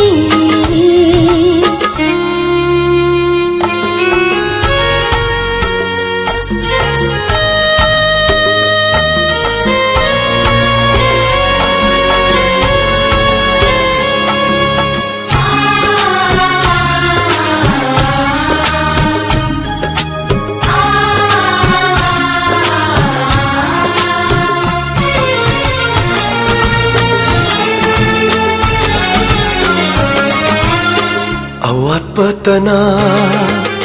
isaru oiriba nimba thumdabana marupni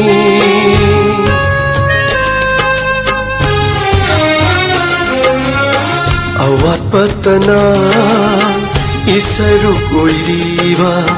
ningba thumdabana marupni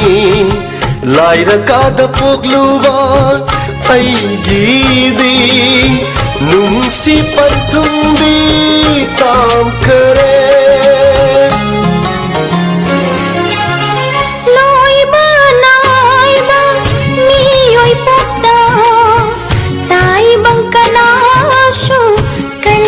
चले आईगी थामोइबु खंबियो आईशे नंगीता ओय हनबियो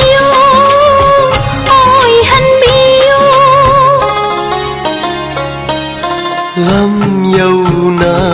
fajare purnima thajasu ikairani karigi amoksu khunjiliba koidana bi mai thondo ho thoibi lamhen banangi na toda malang bamanang kalaktuna samlang dai chirol tauraga khumjin ba oirini mai thong se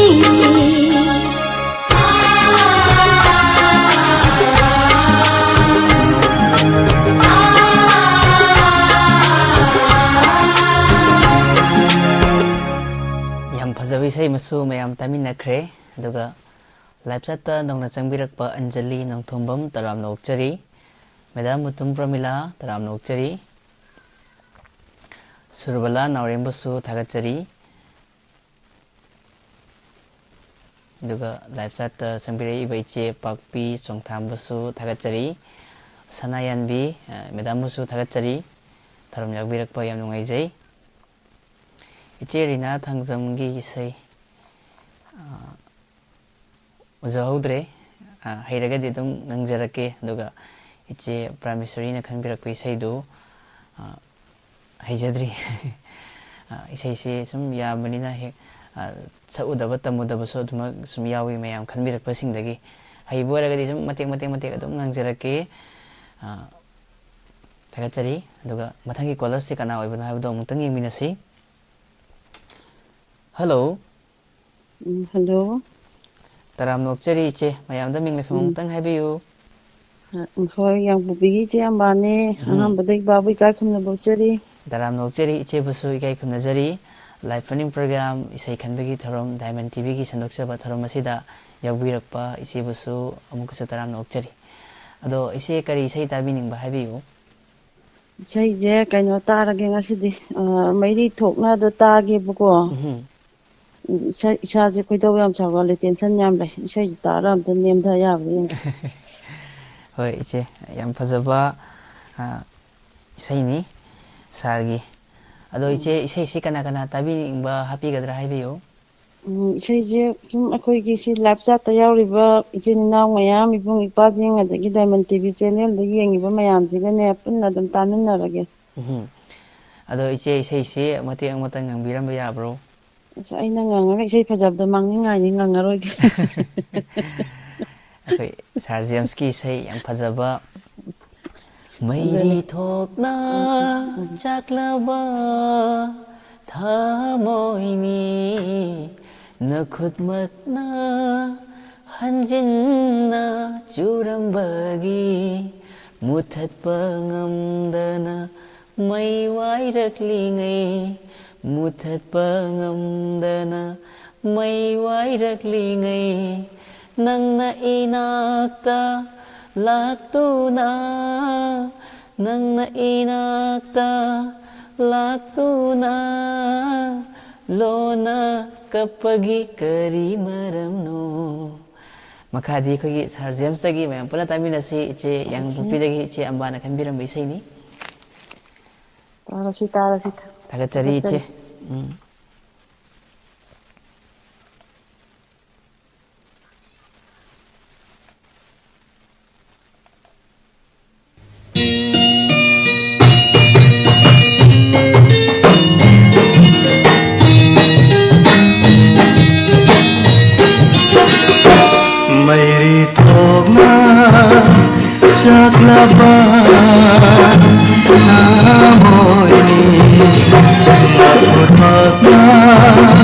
hanjinna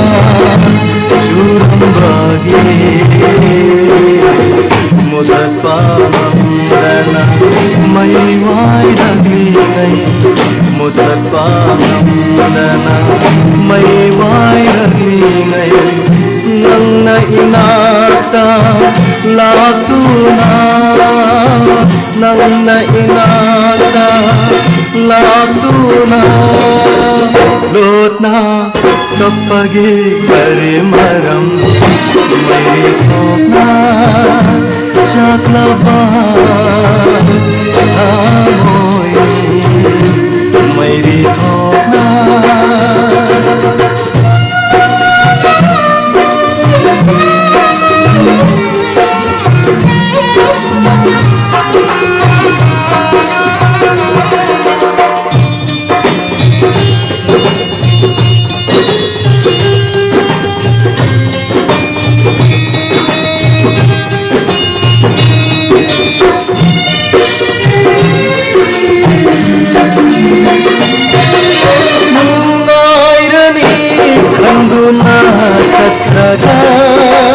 Nashina karigi hongjin mayada Mungairani kanduna sakraga Nashina karigi hongjin mayada Chinthari bapira taiko na Shigaira bapardagi marunda Chinthari bapira taiko na Shigaira bapardagi marunda Tumin yengbagi kari maram Mairi thopna chaklava amoy mairi thopna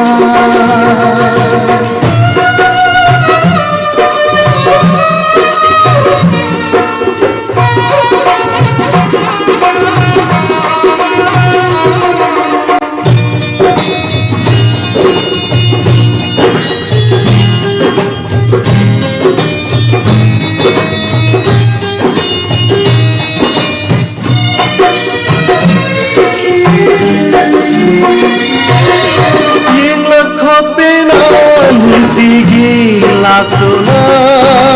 mai chakang na leliba unshise Ningla khopena tigi lakuna mai chakang na leliba unshise Unna hidaba kuire karam leli Anjanina hanna yenu bada unakida bakuire karam leli Anjanina hanna yenu bada ningamda chakhiba kare maram mere thopna shaklava amoy Nakuthatna hanjinna jurambage mutat pamdana mai varangai nangna inata latuna nangna inata latuna lotna kappage kare maram Mairi thopna Mairi thopna Mairi thopna Thagatsari yam phajaba isai masu iche yang pupidagi ambana khambiramduna mayam ga taminakre aduga live chatta nongna changbirakpa mayam busu thagatsari yamba amajau kambam Diamond TV gi moderator busu tarhamna okjari aduga Isitana khambirakpa isaidu lin puba haibadu haijadri nongma matang sabada soidna khuzol tamjagi aduga iche rina thangchamgi sai matek matang khuzol tamjarake चिंगी लैरांग अमगी वारीनी लोइबी चिंगसांग नापोमदा सतहौबी थापल चिंयागी लौतांग संगदुदा थापल चिंयागी लौतांग संगदुदा अइबु ngaihौबी चिंगलै पाके चनुरादो चिंगलै पाके चनुरादो मते मते अदुम कदल तमजरके live फनिंग programme निना मयामदा collar सिंगदा हेना मरोय खुदोंग साबा पिजगे इसै सांगना ngangthokragadi call फंगदबसु मयाम यावबिरी अदगी खंजरगा मते मते अदुम कदल तमजरके full सकपिरक्ते हाइदुना वरोबिरोय Anjali नंथोंबमना खनबिरक्पै Saido ngasai मते अमा ngangjakre नुंसिरुबगी वाजबा पामजरुबगी कपचबा खनख्रे मानदी अइहाकपु ओइजबा थीबा नुंसिबा नुंसिबा हंगामरु पखाइबिगी इसै मते मते अदुम कुदल तमजरे एन धोनी तराम नोकचरी तराम यावबिरक्पा आसार दोबा खुराइजमना इकोय मयामना फैजु मनंदगी लुमना ताबा अदुगा इनाव इदिसना लेंटोनगी मंगालदगी इकोय की सेवा तविरी होय मयामगी तुम सेवा लांगजरी तराम यावबिबा यंगबिबगी दमक्तसु सारबसु थागचरी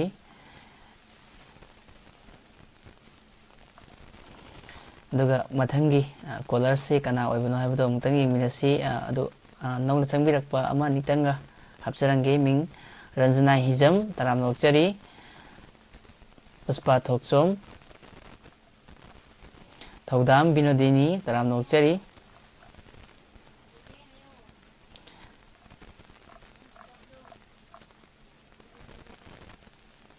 पाकपी चोंगथाम थागचरी मथंगी कॉलर पाइखचगे कॉलर अमसु कुइनो होल्ड लेबिरे हेलो हेलो तराम नोकचरी मिंग लेफम हाइबियु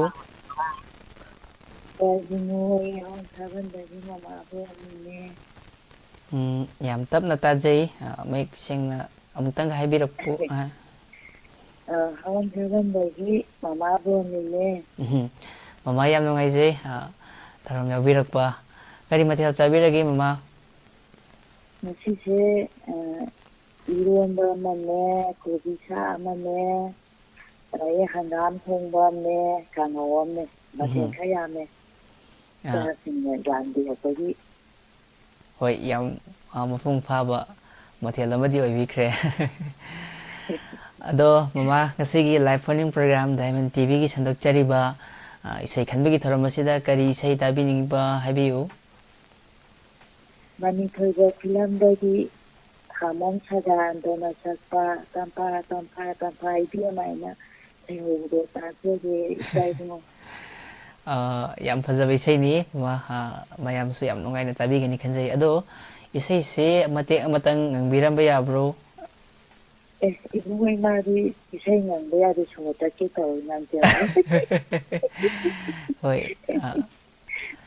थागचै ममा अदो ममागी सै से कदल तमजरके अदो कना कना ताबिनिंगबा हापी निंगबा लेबिब्रा हाइबेयो अखोगी डायमंड टीवी बुयेंगी बताबीरी मयामगा इसै दिसनगा कोई तामिनरसे ममागी सै कदल तमजरके मयाम पुना नुंगाइना तामिनरसे थागचरी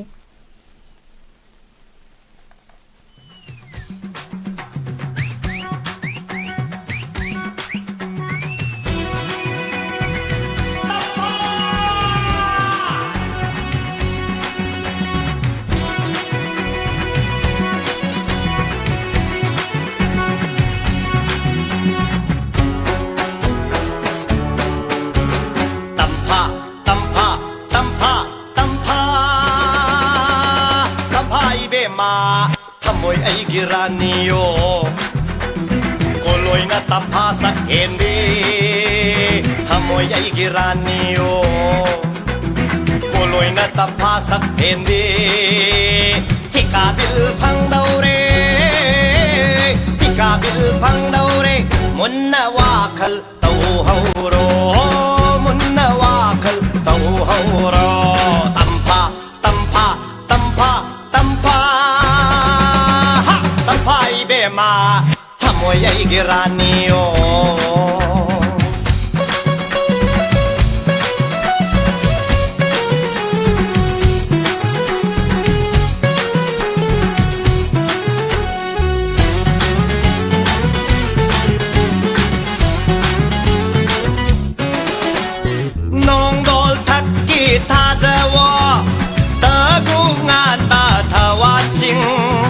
ngasi di poi kat batare do tampada gudol tau thoke yeah nong dol thakki tha jawo tagu ngan ba thawan sing ngasi di poi kat batare do tampada gudol tau thoke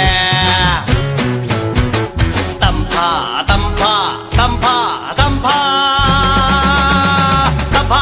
ma ha thamo yai giranio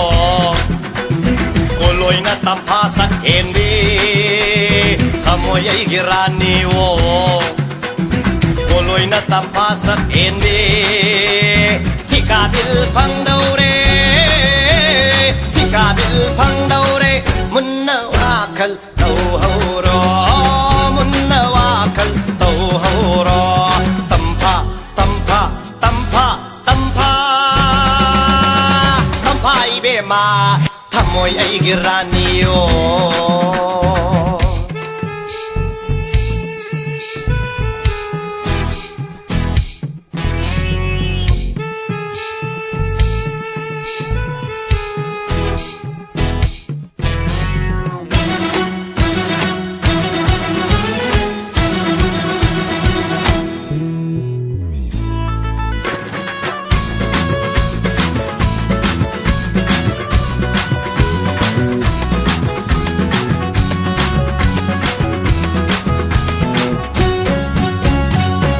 khôi đi lâu năm hay tê cô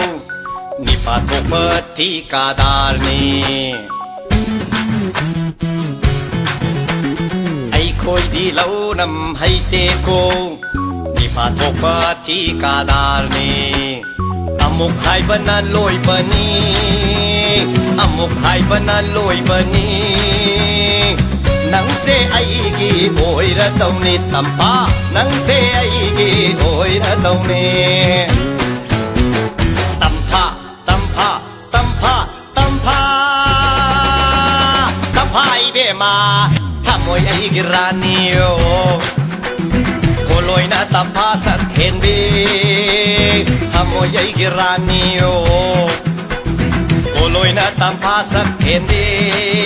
ha Chika bil phang đâu re Chika bil phang đâu re Munna wa khal tau ho ro Munna wa khal tau ho ro Tampa tampa tampa tampa Tampa ibe ma Thamo yai giranio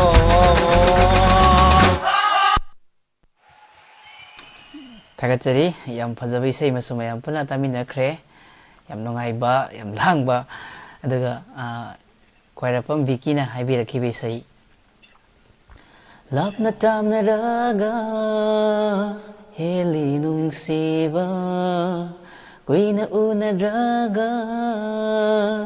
nangbu ningsinglaki haukraba matamdo ningsingluraga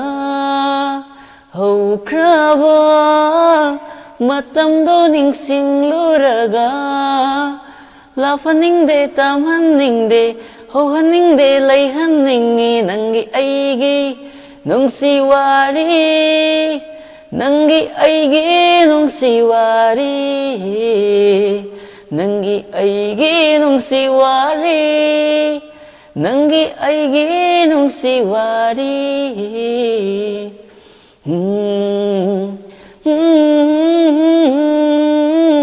yeah, yeah, yeah, yeah. matek matek adum kodol tamjarake haibirakpa isai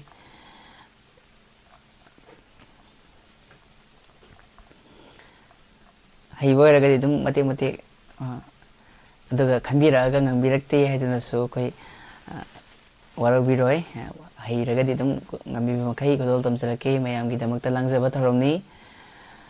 aduga mathangi caller si kana oibana haibado amutang yingminasi. Hello. Hello, good evening, sir. Good evening, Taram Nokchari, Mingley from Ibu. Yungkaibam Helen Marankono. Nene, I'm noisy. Sandokchari, live running program, Diamond TV, Namidangi Taramda, Saruga Birakpa, hiding a late Natachari, Kari Matel Zabiragi. Hangam Tongwan is Nazare. Matamgi and Sang, am Hawa Matelni. Ado, and a nekari say, Tabining Iba Habio. Nungsibi Kabo Valley Film Dagi, Mitan Kumana Chapa, Jitendra Niomana Serengba,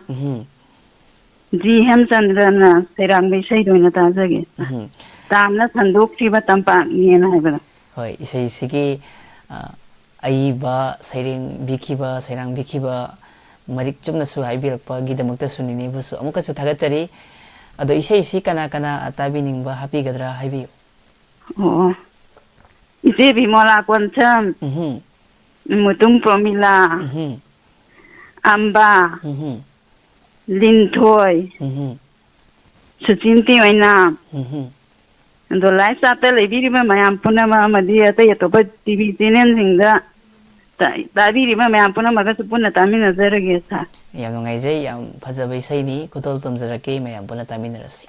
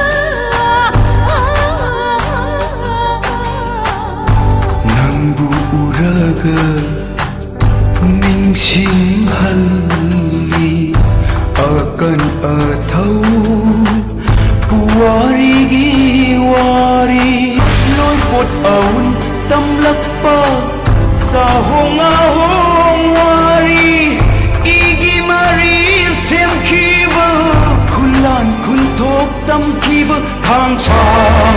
이게 삼키고 항상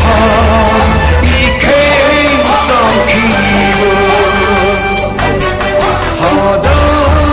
람담 경남자 람눈시 하다 람담 경남자 람눈시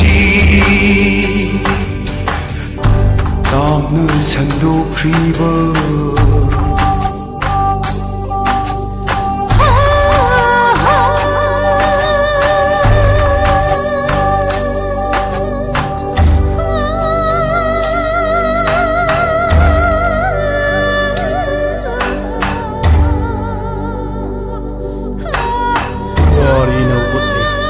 pagoda기 kadam malem sine khanglibani setkibani chinglei paktagi mani yamaken ki ningam da taksi sone thamoi kutum sukiba kapset be thamoi oi ki hada lamdam lamnung si kyang lamdam kabo tampa kabo beli nupsi bi kabo beli 하다 람담 경남자 람눈시 하다 람담 경남자 람눈시 눈시비 거보베리 눈시비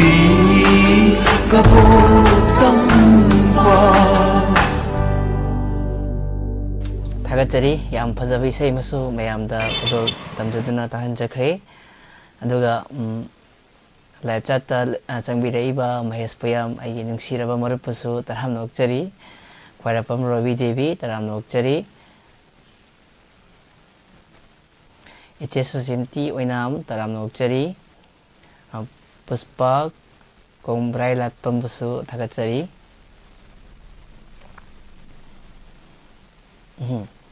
Chandramukhi Khwairapam Biki na haibirapa mamangdasu haibirakre chat tawbirakpa amana comment si yamani ni sei su khanbirakpa yamkhibani adum marakta kawkhibasu adum yawi aduna adum ningsingba adum kudul tamjarake matek Puyam Ilu taram nokchari Ilu Puyam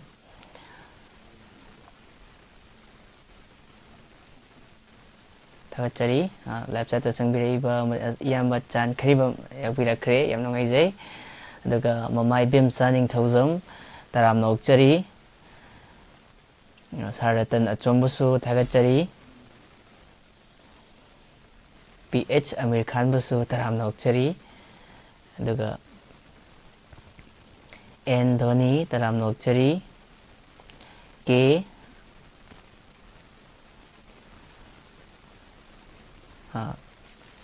Toktangan bal hai pamali taram nokchari Tothangan bal hai oi pabada kitang nungaijadaba thagattari aduga Khelen Mairang Them taram nokchari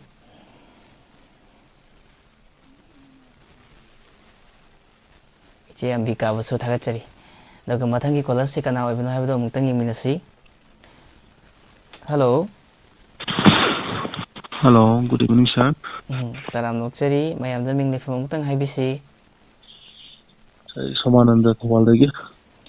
Yam nungaijai da Somananda khoi Diamond TV gi live running program sai khanbagi thoramasida yawbirakpa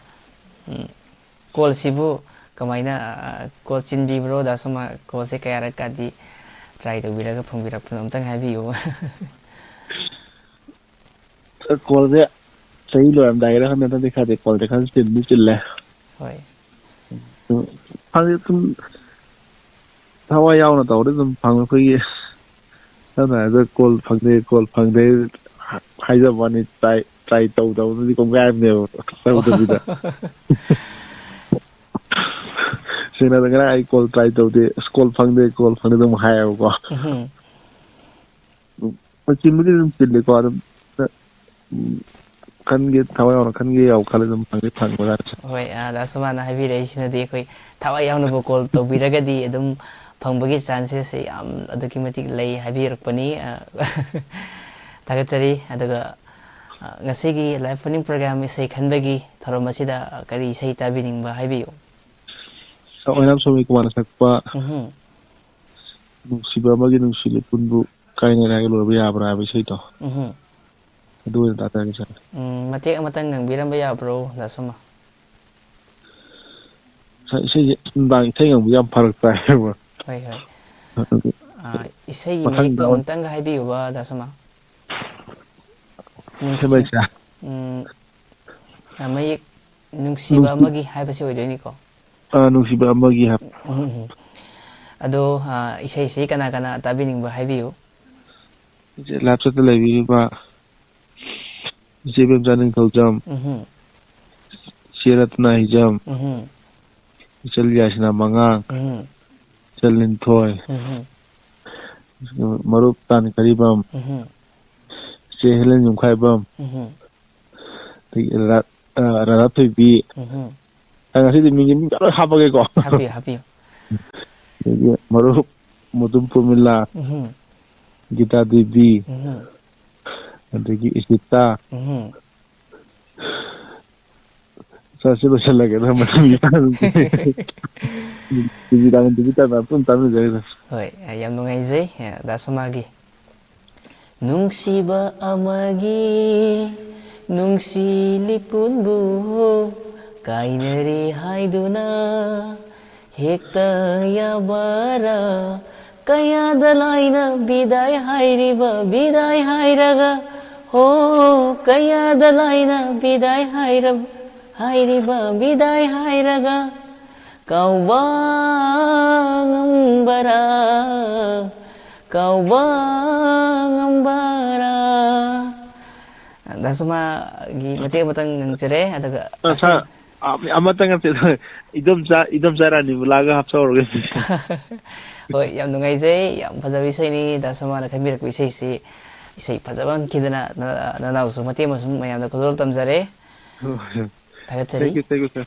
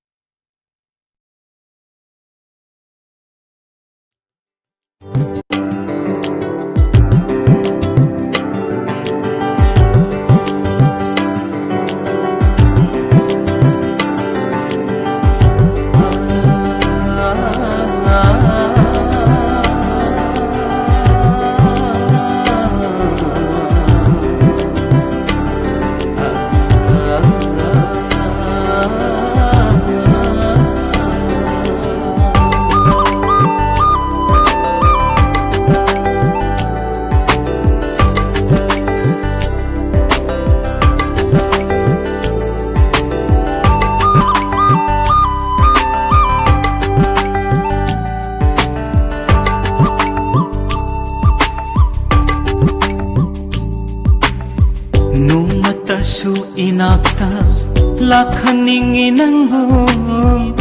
nungsina wari sananingi nanga thamoi nungi wari tamningi nafamda laklaroidara nangbu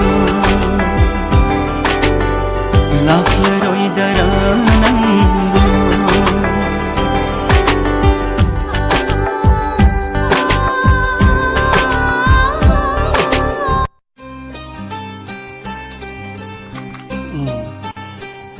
isi wanan nasat laga lairame muka kodol tamjari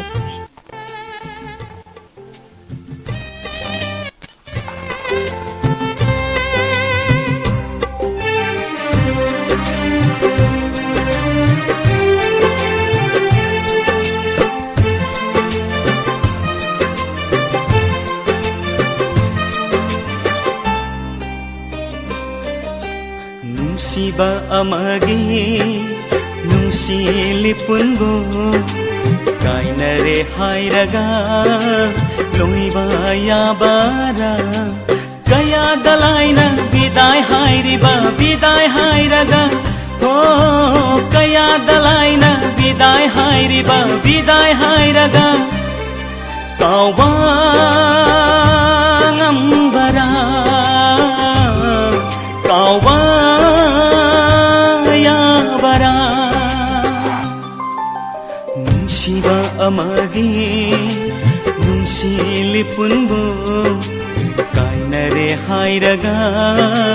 लोइबा याबारा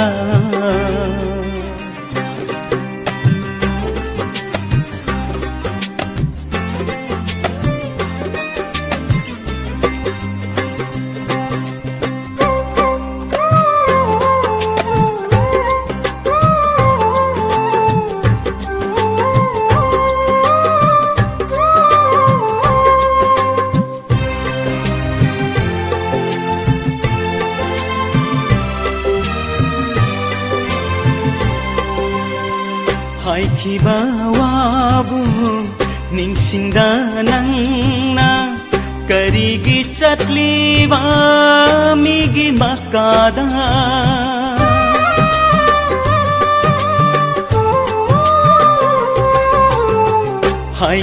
Haikibawabu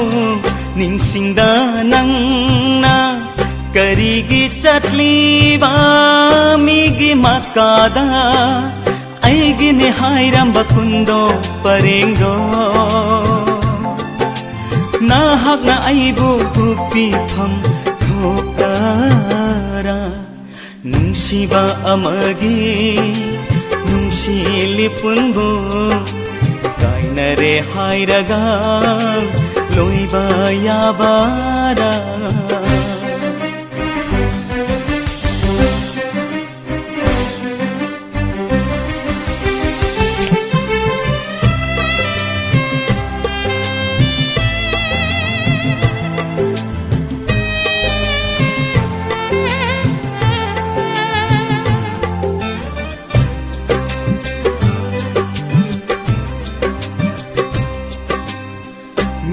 Yoi mapok ni landaba ngambara kana laiba ge landaba taibangda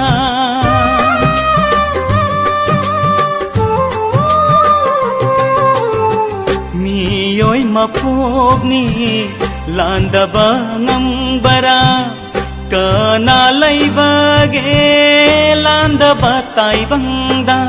Lan ki bakaya lairasu na phamda Nahak na aibu ngakpi pham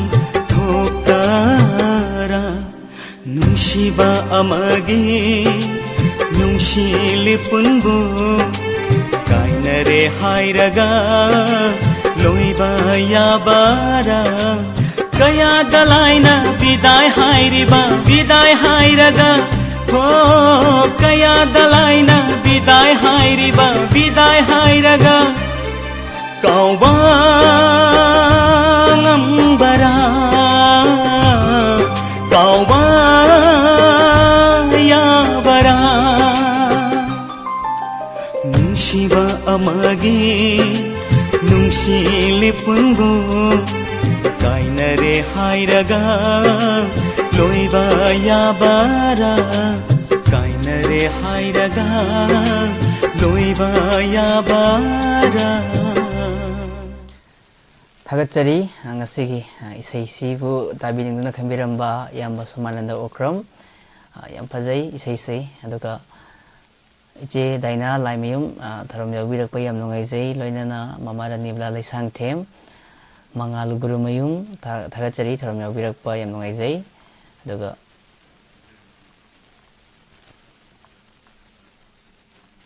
Sani taram nokchari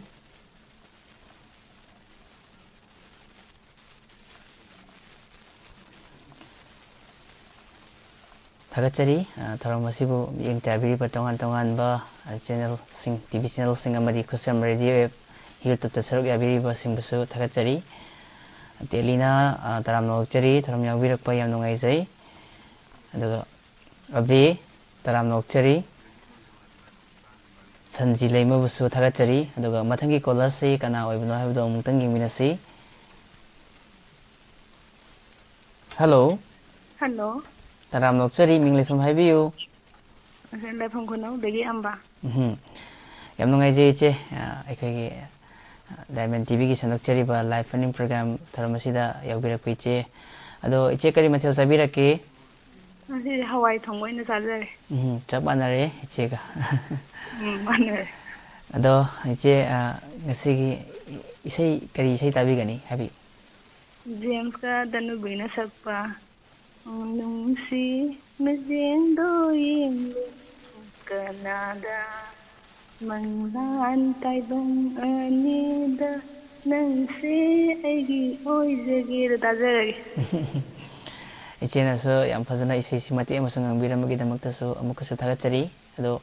isai kana tabi ningba habi. Latlai ba khara hapjarake. Happy. Santibla Gita Radha Thoibi Happy Nsi Aisna Serani Bla Promila Chan Lin Thoi Soni Ibung Samananda Maria Robi Amir aduga lasa talabi mayang plum taminarage aduga Rina Thangjamga hapjarake. Thakachari iche gi sai yam phajaba isai ni kudol tamjarake mayam puna taminarasi. Thank you. Thakachari.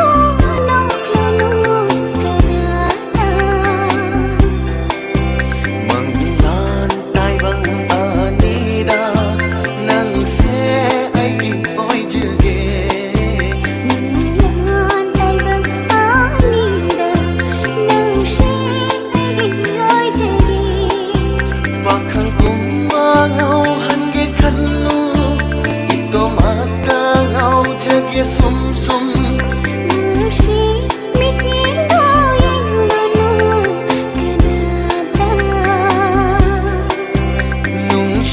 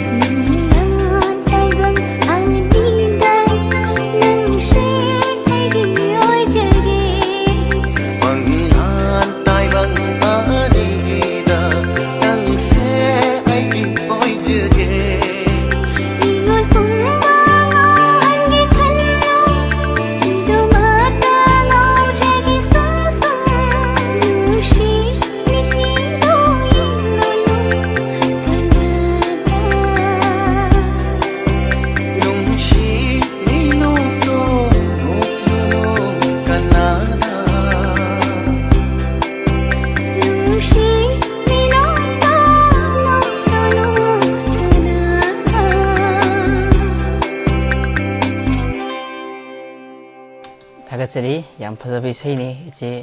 Ambika Diamond TV moderator इचे खंबिरम सैनी याम फजखरे अदुगा live chat नौना चंगबिरइबा mama अंगौबी देवी तराम नोक्चरी इबुंगो सिंहा सारना इसै खनबगी मुहत्ता सकलगदी याम फजगदब हाइबिरई होय इसै सकनिसि तराम अदुम यान यालगा नौमा नौमगी दम तौजरके कॉल इसै सकपदी हिजदबा कॉल तौरगा थरम सरु याबिनिंगबा कॉलरसु अदुमक लेबनिना लांजबा थरमनी हयेंग अमुक इसै गिमुक मैम गिदमक थरम तौजरके अदुग इसे शांतिब्रा लाइश्रम तराम नोक्चरी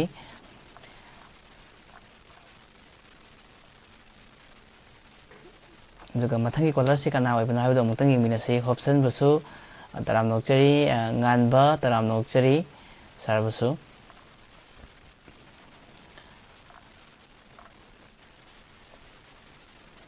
रतन बसु थागतरी थरम याबिरको याम नुंगाइजै हेलो हेलो तराम नोक्चरी मिंगलेफम हाइबियो सरिदिसन बसु तराम नोक्चरी फोन तौजरैसि बिष्णुपुर मक्सुबुक्पि उहेंबम रोबिन दामयाय सारदामयाय थरम याबिरको याम नुंगाइजै करी इसै ताबिगनी इसैसि तमना सीजन द रणबीर थोंगना सपीखिबा म्यूजिक डायरेक्शन पीबी के पोई थोक्सोम को म्यूजिक मसामक रणबीर थोंगना अमदि दोरेन हिदाम इन पुन इमिना खिबा लापना तामनरगा हैन सेहो अदि सेदम तम ताजरी याम फजबै सैने अदो सार मते मतंग गंबिरम याब्रो मते खतन ट्राई तजरके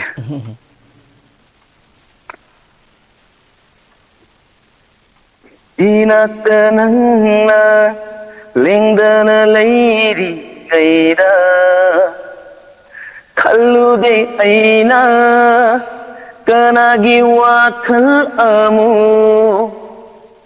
इनात नंगना लिंगदना लैरी गैरा खल्लुदे ऐना कनागी वाखल अमु lamna tamnaraga eli nungsiba kuina unadraga nangbu ningsinglai besin jage saridisa yam phasana so khudol tambira e sarbaso sadame mayam so yana khangbiraba kai diamond gi star ni थागतरी मते अमा याम फजना खदल तंबिरमगी दमकता अदुग सारगी सै खदल तमजरके अदु इसेसि कना कना ताबिनिंग हापिगद्रा हाबियो इसेसि तबोकपिदगी ओइनाम पूजा अदुग विष्णुपुरदगी सुसिबला अदुग फुबला दा लेबा पियांका कोई मरुप हाइतारे जॉनसन अदुग प्रीतम N रबी सिगो पुना तामिना जगे मोदे पाउती फाउजगे बने तो ताबिरमगदी एन नाइसमने संदे थागतै मरुप सिंगदा खदल तमजबा सारगी सै थाजरक लगे मयम पुना तामिनरस thank you थागतै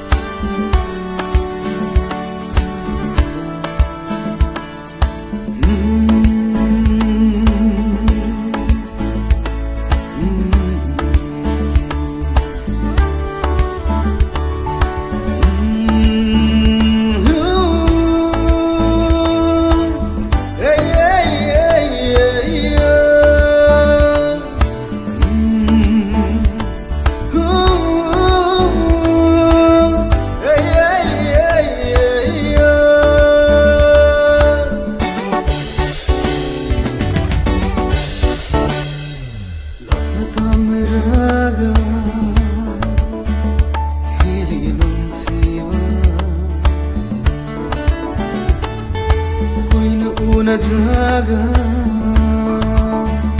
nangbu ningsinglai lakna tamnaraga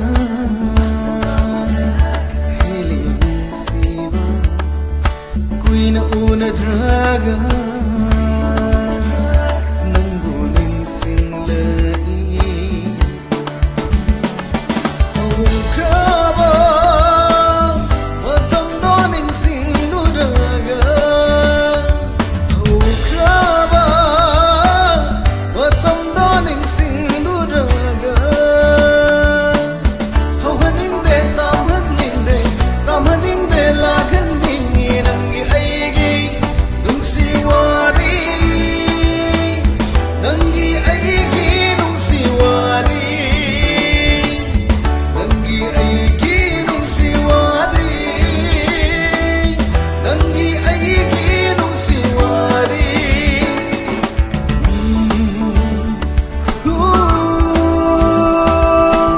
Yeah, yeah, yeah, yeah, yeah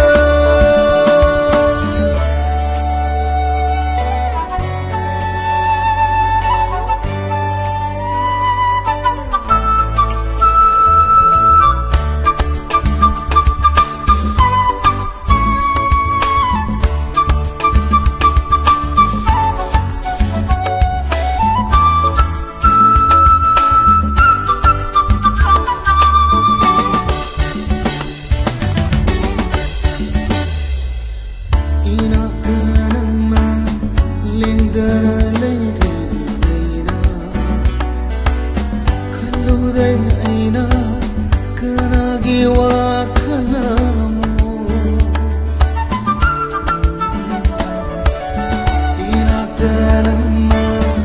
lingdara leira Kaluday aina kanagi wakalamu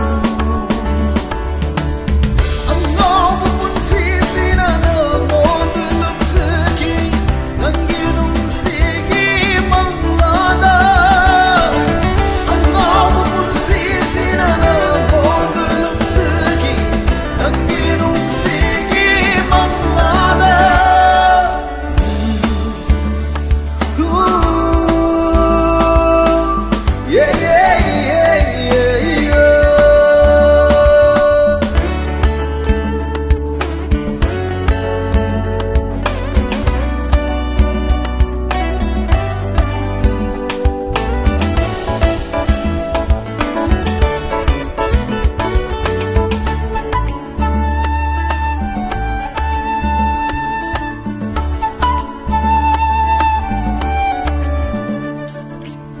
Palefam khandrava aigi punsi sera Lasi supamli nangi asada himba Palefam khandrava aigi punsi sera Lasi supamli nangi asada himba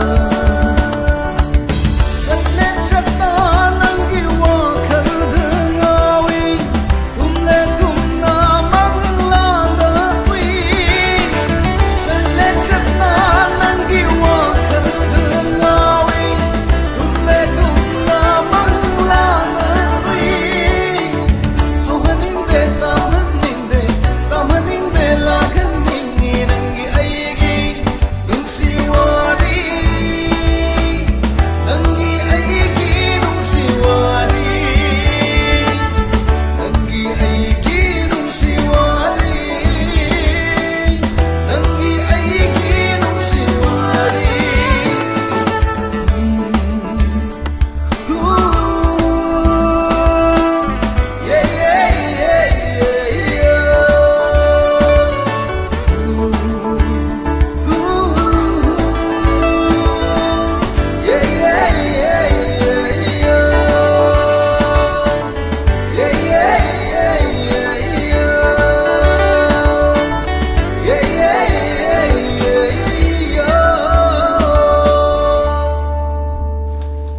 ꯊꯥꯒꯠꯆꯔꯤ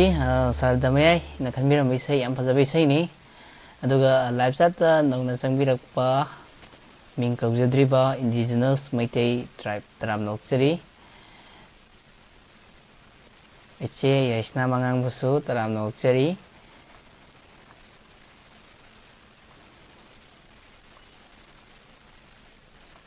ꯊꯥꯒꯠꯆꯔꯤ ꯃꯌꯥꯝ ꯄꯨꯝꯅꯃꯛꯄꯨꯁꯨ ꯊꯧꯔꯝ ꯑꯁꯤꯕꯨ ꯍꯥꯟꯅ ꯆꯪꯕꯤꯔꯛꯈ꯭ꯔꯕ ꯃꯤꯠꯌꯦꯡ ꯇꯥꯕꯤꯔꯤꯕ ꯄꯨꯝꯅꯃꯛꯄꯨꯁꯨ ꯊꯥꯒꯠꯆꯔꯤ ꯑꯗꯨꯒ ꯃꯊꯪꯒꯤ ꯀꯣꯂꯔꯁꯤ ꯀꯅꯥ ꯑꯣꯏꯕꯅꯣ ꯍꯥꯏꯕꯗꯨ ꯑꯃꯨꯛꯇꯪ ꯌꯦꯡꯃꯤꯟꯅꯁꯤ ꯍꯜꯂꯣ ꯍꯜꯂꯣ ꯁꯥꯔ ꯇꯔꯥꯝꯅ ꯑꯣꯛꯆꯔꯤ ꯈꯤꯇꯪ ꯀꯟꯅ ꯍꯥꯏꯕꯤꯕ ꯌꯥꯕ꯭ꯔꯥ ꯏꯆꯜ ꯇꯥꯔꯕ ꯁꯥꯔ ꯇꯥꯖꯔꯤ ꯇꯥꯖꯔꯤ ꯀꯟꯅ ꯂꯥꯎꯒꯅꯤ ꯍꯣꯏ ꯍꯥꯏꯕꯤꯌꯨ ꯍꯥꯏꯕꯤꯌꯨ ꯏꯆꯜ ꯃꯤꯡ ꯂꯩꯐꯝ ꯃꯌꯥꯝꯗ ꯈꯪꯍꯟꯁꯤ ꯁꯥꯔ ꯑꯩ ꯀꯁꯥꯔꯗꯒꯤ ꯖꯌꯥ ꯀꯣꯜ ꯐꯪꯕꯤꯔꯦ ꯏꯆꯜ ꯐꯪꯉꯦ ꯉꯁꯥꯏꯗꯒꯤ ꯏꯁꯤꯇꯥꯅ ꯔꯟꯕꯤ ꯊꯧꯅꯥꯒꯤ ꯏꯁꯩ ꯑꯃ ꯈꯜꯂꯣ ꯍꯥꯏꯕꯅꯦꯕꯀꯣ ꯑꯗꯣ ꯃꯥꯒꯤ ꯏꯁꯩꯁꯦ ꯈꯟꯕꯩ ꯇꯥꯏꯃꯤꯡꯗ ꯇꯧꯕꯗꯗꯤ ꯐꯪꯗꯦꯕ ꯑꯗꯨꯗ ꯑꯩꯒꯤ ꯗꯥꯎ ꯑꯃ ꯌꯦꯡꯒꯦ ꯇꯧꯔꯛꯄꯅꯤ ꯑꯣ ꯍꯣꯏ ꯌꯥꯝ ꯅꯨꯡꯉꯥꯏꯖꯩ ꯑꯗꯣ ꯏꯆꯜ ꯀꯔꯤ ꯏꯁꯩ ꯇꯥꯕꯤꯅꯤꯡꯕ ꯍꯥꯏꯕꯤꯌꯨ ꯉꯁꯥꯏꯒꯤ ꯇꯥꯔꯛꯄ ꯏꯁꯩꯁꯦ ꯑꯇꯞꯄ ꯑꯗꯨꯃꯥꯏꯅ ꯈꯔ ꯑꯣꯏ ꯑꯗꯨꯅ ꯑꯩ ꯈꯔ ꯑꯔꯥꯡꯕꯗ ꯑꯣꯏꯅ ꯂꯤꯟꯗꯥꯅ ꯁꯛꯄ ꯑꯣꯏꯅ ꯁꯛꯁꯤ ꯁꯣꯟꯖꯅꯤ ꯇꯧꯋꯦ ꯏꯁꯩꯗꯣ ꯌꯥꯝ ꯐꯖꯕ ꯏꯁꯩꯅꯤ ꯌꯥꯝ ꯂꯥꯡꯕ ꯃꯌꯥꯝ ꯗꯥꯟꯁ ꯇꯧꯕ ꯌꯥꯕ ꯏꯁꯩꯅꯤ ꯑꯗꯣ ꯀꯔꯤ ꯃꯊꯦꯜ ꯆꯥꯕꯤꯔꯛꯀꯦ ꯁꯥꯔ ꯉꯁꯤ ꯉꯥ ꯊꯣꯡꯉꯦ ꯁꯥꯔ ꯃꯊꯦꯜꯁꯨ ꯑꯍꯥꯎꯕ ꯑꯃ ꯆꯥꯕꯤꯔꯦ ꯀꯣꯜꯁꯨ ꯐꯪꯕꯤꯔꯦ ꯌꯥꯝ ꯅꯨꯡꯉꯥꯏꯖꯔꯦ ꯑꯗꯣ ꯏꯁꯩꯁꯤ ꯀꯅꯥ ꯀꯅꯥ ꯇꯥꯕꯤꯅꯤꯡꯕ ꯍꯥꯞꯄꯤꯅꯤꯡꯕ ꯂꯩꯕꯤꯕ꯭ꯔꯥ ꯍꯥꯏꯕꯤꯌꯨ ꯇꯥꯕꯤꯅꯤꯡꯕꯁꯦ ꯁꯥꯔ ꯂꯥꯏꯐ ꯆꯥꯔꯛꯄꯗꯤ ꯁꯨꯝ ꯑꯩꯈꯣꯏ ꯑꯈꯪꯕ ꯉꯥꯛꯇ ꯈꯪꯉꯛꯄꯗꯣ ꯁꯨꯝ ꯅꯨꯡꯉꯥꯏꯇꯦ ꯑꯗꯨꯅ ꯂꯥꯏꯐꯇ ꯂꯩꯕꯤꯔꯤꯕ ꯃꯌꯥꯝꯒ ꯑꯗꯨꯝ ꯇꯥꯃꯤꯟꯅꯁꯤ ꯊꯥꯒꯠꯆꯔꯤ ꯏꯆꯜꯒꯤ ꯏꯁꯩ ꯈꯨꯗꯣꯜ ꯇꯝꯖꯔꯒꯦ ꯃꯌꯥꯝ ꯄꯨꯟꯅ ꯇꯥꯃꯤꯟꯅꯔꯁꯤ ꯊꯥꯒꯠꯆꯔꯤ ꯑꯗꯨꯒ ꯂꯥꯏꯞ ꯆꯥꯠꯇ ꯊꯦꯝꯁꯟ ꯇꯔꯥꯝꯅ ꯑꯣꯛꯆꯔꯤ ꯊꯧꯔꯝ ꯌꯥꯎꯕꯤꯔꯛꯄ ꯌꯥꯝ ꯅꯨꯡꯉꯥꯏꯖꯩ ꯏꯁꯩ ꯈꯨꯗꯣꯜ ꯇꯝꯖꯒꯦ ꯏꯆꯜ ꯖꯣꯌꯥꯅ ꯈꯟꯕꯤꯔꯝꯕ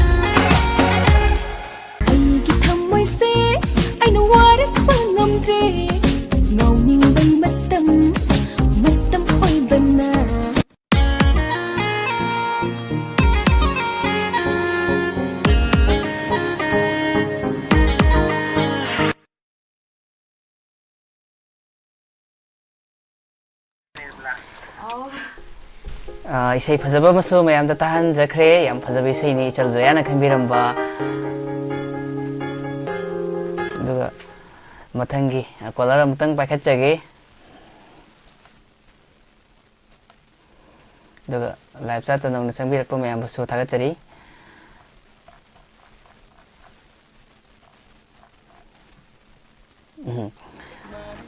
hello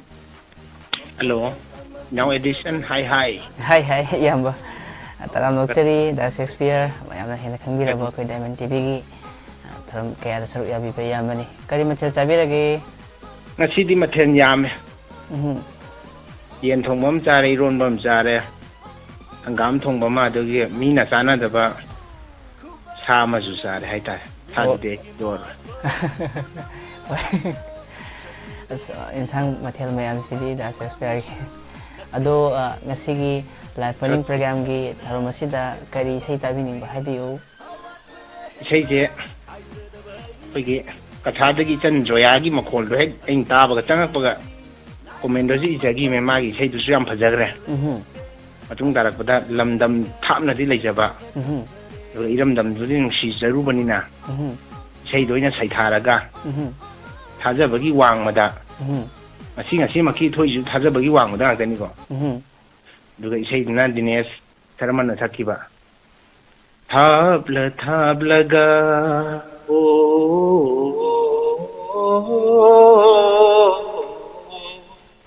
thabla ga nungsiba heli tamla ga ningsingba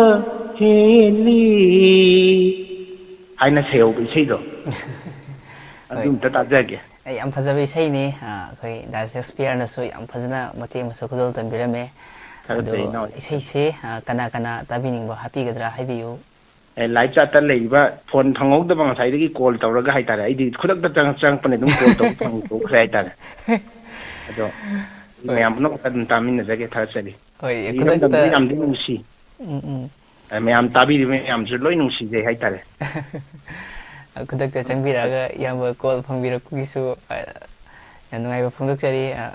khutta sum thokre yam ba se ado call se phangdaba singda kamaina call tawraga di phangbi ba yabagi happy adugi haibiramba yabra yamba haibidi ya edu masi kay haino khangde kupi da di yam laiye ko duga phone je basic phone da di yar ro basic phone akhoi phone macha keypad tu di yar ro ba di hoi duga smartphone du da khara smart oi bani na kupi da dugi da number da smartphone da jo mu Jio gumba se khram phang de hai ko ai di Jio nei taw jare je aga Airtel gumba na mu khara magi aina sum yeng ba Airtel jina mu khara fast oi ba mai je ai rak por lon da je duga number da yam thuna number hai ta ai do rak por hoi ai yaw di poni da ring chat chagan da dak ana ka khat pa ga yaw gi poni ring di chat ki ba duga ka ki na han gi ba ju yaw di poni hoi mayam da kai call phangba yabagi kitang da Shakespeare na haibirambagi damak so thagachari isai kodol tamjarak lagi mayam puna taminarasi audition so mayam puna mai isai taminati thagachari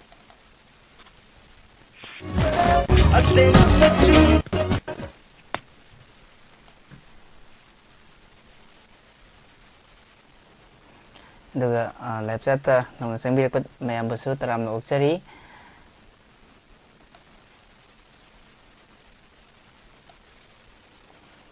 isai sibu tabining duna khanbiramba yamba Rajasthan dagi Shakespeare kodol tamjari mayam puna taminarasi lagan nungsiba heli tamlaga ningsingba heli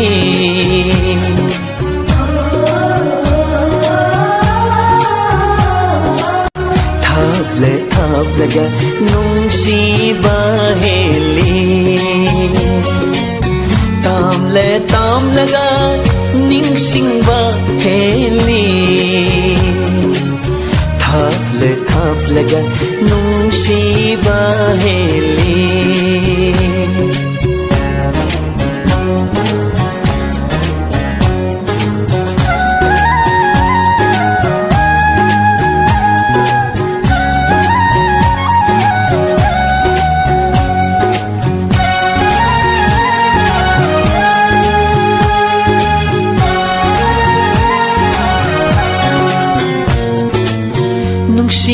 नंगी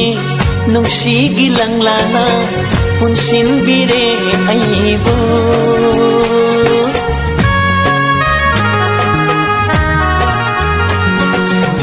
नुंसीबी नंगी नुंसीगी लंगलाना पुनसिनबिरे अइबो निंगसिंगलकपादा अइखोइनिगी वारी अइखोइनिगी वारी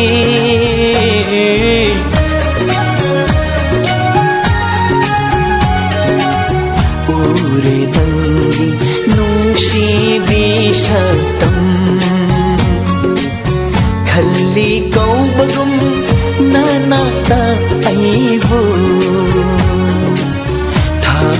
थापलेगा नुंसीबा heli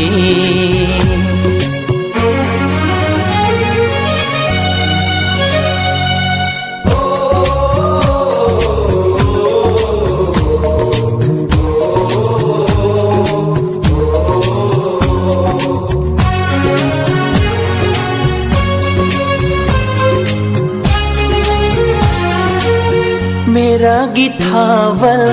मेंगलव थानिल हियांगगी पूर्णिमा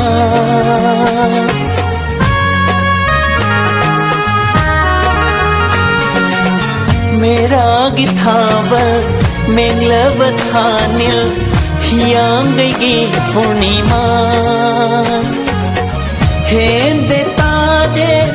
ना हकी शतमना नहा की सतम्मा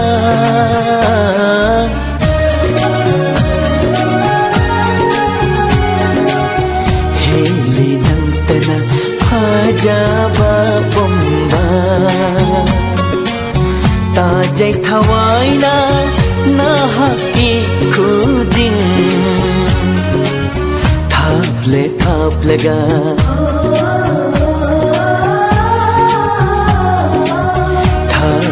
थापलेगा नुंसीबा heli तामलगा निंगसिंबा heli उरे नंगी नुंसीबी शतम हेली नंतना फाजाबा पुम्बा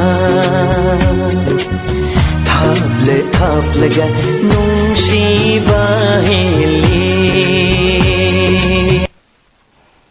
थागतरी याम फजबी सैमसु याम्बा शेक्सपियरना खनबिरमदुना मयाम तामिनखरे अदुगा लाइव चाट देबिरिबा सिंबसु थागतरी थरमसिबु मियंग ताबिरिबा अमदी लाइव चाट याउद्रमक्सु तोंगान तोंगानबा टीवी चैनल सिंगदा यंगबिरिबा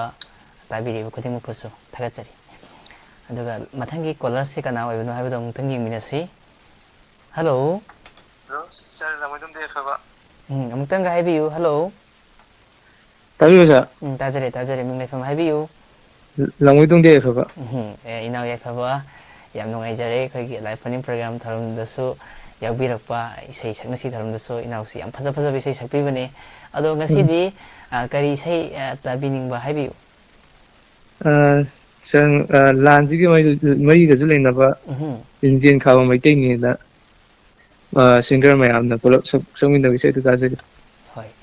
ꯌꯥꯝ ꯅꯨꯡꯉꯥꯏꯖꯩ ꯑꯗꯣ ꯏꯁꯩꯁꯤ ꯃꯇꯦꯛ ꯑꯃꯇꯪ ꯉꯪꯕꯤꯔꯝꯕ ꯌꯥꯕ꯭ꯔꯣ ꯁꯔ ꯏꯁꯩꯁꯦ ꯐꯥꯗ꯭ꯔꯤ ꯍꯣꯏ ꯍꯣꯏ ꯑꯗꯨꯗꯤ ꯃꯊꯪꯒꯤ ꯇꯟꯖꯥ ꯑꯃꯗ ꯍꯦꯛ ꯈꯨꯗꯣꯜ ꯇꯝꯕꯤꯔꯁꯤ ꯐꯥꯔꯀꯥꯟꯗ ꯏꯁꯩ ꯆꯪꯅꯁꯤꯗ ꯈꯨꯗꯣꯜ ꯇꯝꯖꯔꯤ ꯐꯖꯅ ꯇꯝꯕꯤꯔꯣ ꯏꯅꯥꯎ ꯑꯗꯣ करी मथेल चाबीरके से आलूसो थोंजाय हव मथेल अमसु चाबीरे अदो इनाउ इसे सि कना कना ताबिनिंगबा हापीगद्रा हाइबियु सर दामन टीवी ताबीबा मैं पुनमका ताजर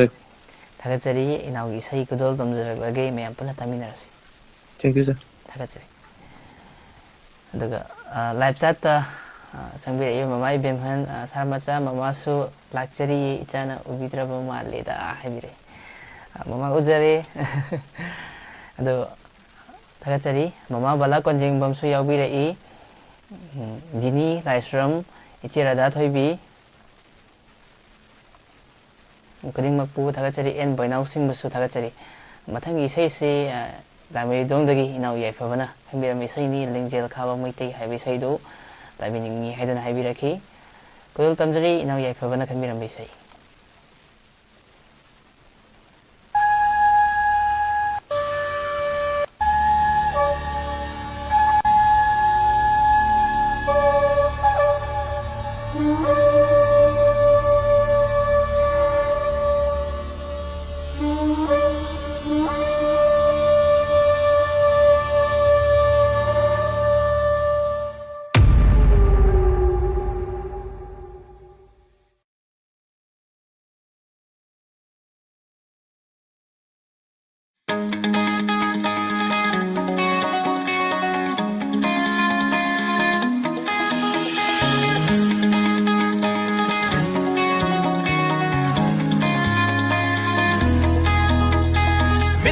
Mitare yong lo pham mitare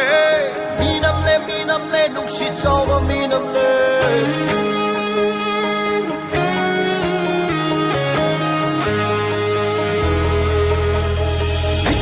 mitare yong lo pham mitare minam le nung si chawa minam le kata hai ba ai te do hanu le le jet pa lam kai khang dai yum da ma ling je kha mai tai ni lam sing thau ri tha si word in si kai na ma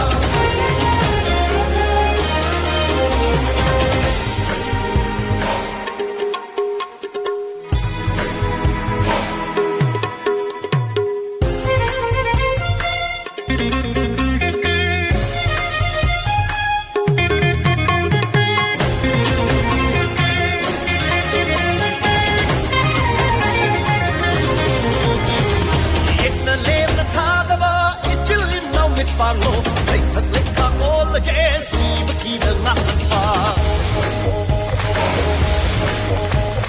Yet na lem na thadava, ichil inaw mit banglo, they took like all the gas, she but keep the knock like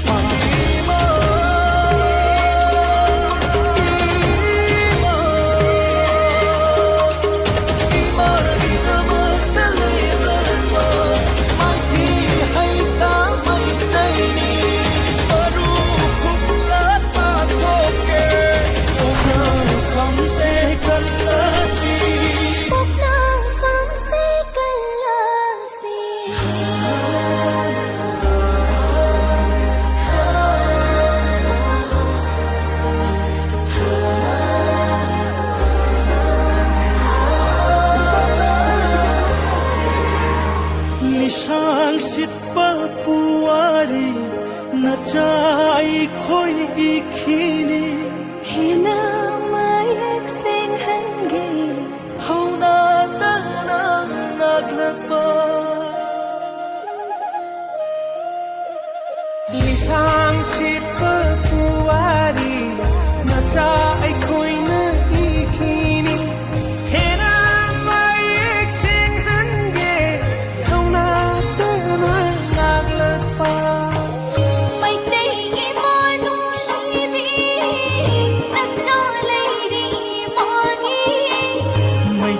Imanung sibi na chalai imagi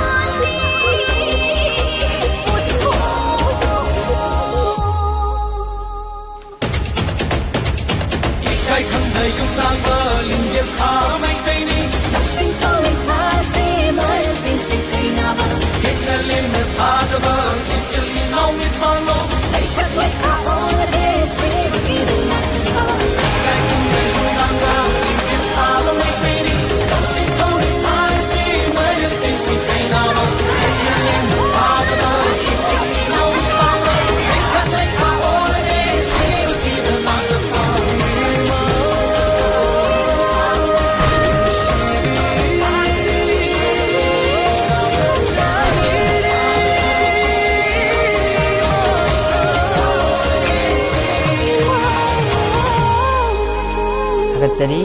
isai inau yai phaba namai dengdagi thambirambe isai mukadol tamjakre mayam puna taminakre nasigi tharmasigi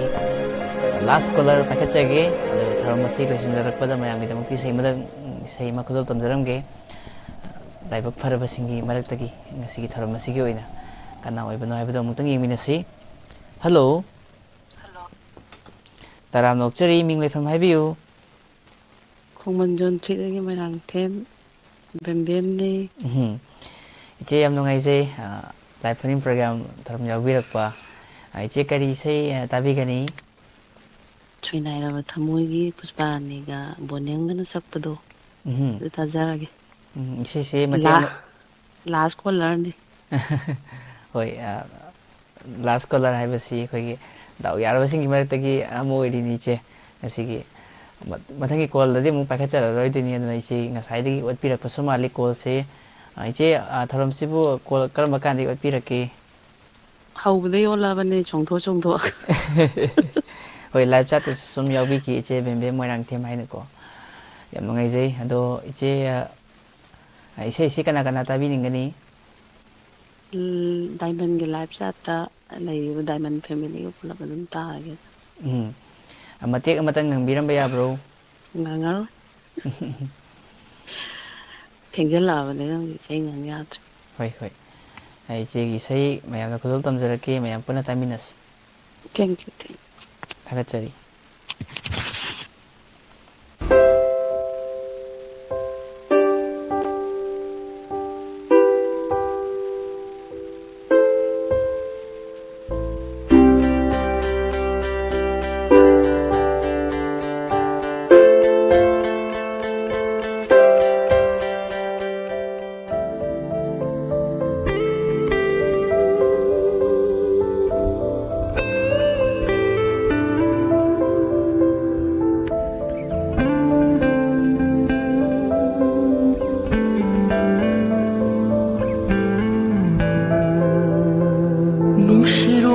Thamoisina iral oire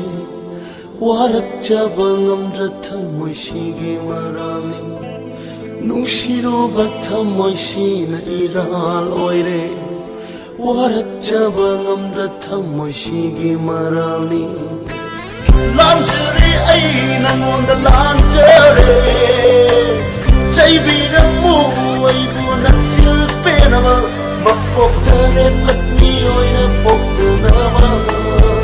nushi haibasi matang yamiyo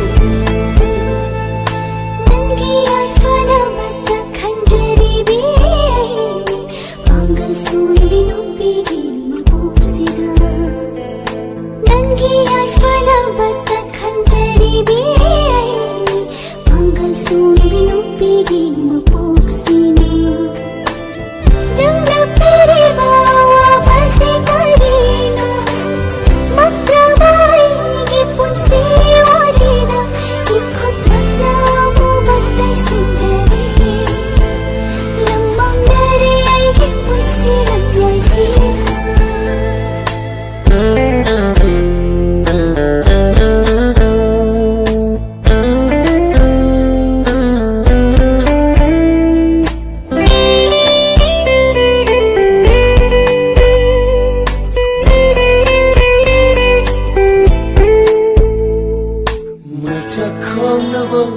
nungshibani khonje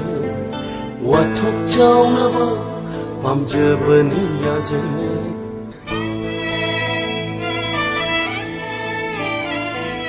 mecha khangnaba ꯅꯨꯡꯁꯤꯕꯅꯤ ꯈꯟꯖꯩ ꯋꯥꯊꯣꯛ ꯆꯥꯎꯅꯕ ꯄꯥꯝꯖꯕꯅꯤ ꯌꯥꯖꯩ ꯅꯪꯁꯦ ꯑꯩꯅ ꯄꯪꯂꯣꯏꯗꯕꯤ ꯅꯨꯡꯁꯤꯕꯤꯅꯤ ꯅꯪꯅ ꯆꯤꯡꯂꯤꯕ ꯂꯩꯁꯤꯗꯒꯤ ꯋꯥꯡꯕ ꯂꯥꯟꯗꯕ ꯉꯝꯕ ꯑꯣꯏꯖꯒꯦ ꯅꯨꯡꯁꯤ ꯋꯥꯁꯛ ꯉꯥꯛꯄ ꯉꯝꯖꯒꯦ ꯑꯩꯅ ꯂꯦꯞꯂꯤꯕ ꯈꯣꯡꯊꯥꯡꯁꯦ ꯀꯗꯥꯏꯗꯅꯣ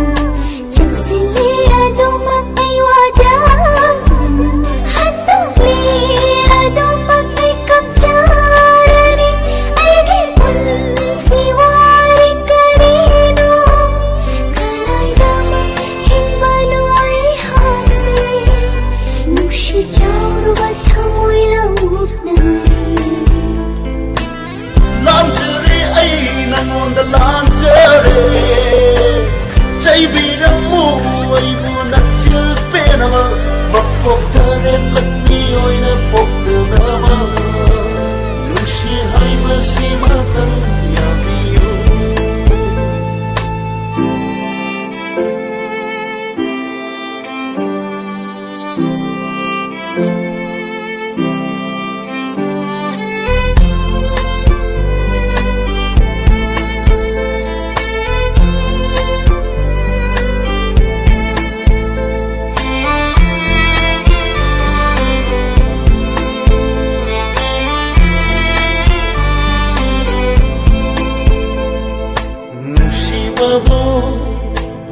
ꯀꯠꯊꯣꯛꯄꯗ ꯅꯣꯛꯄ ꯐꯥꯎꯕꯔꯥ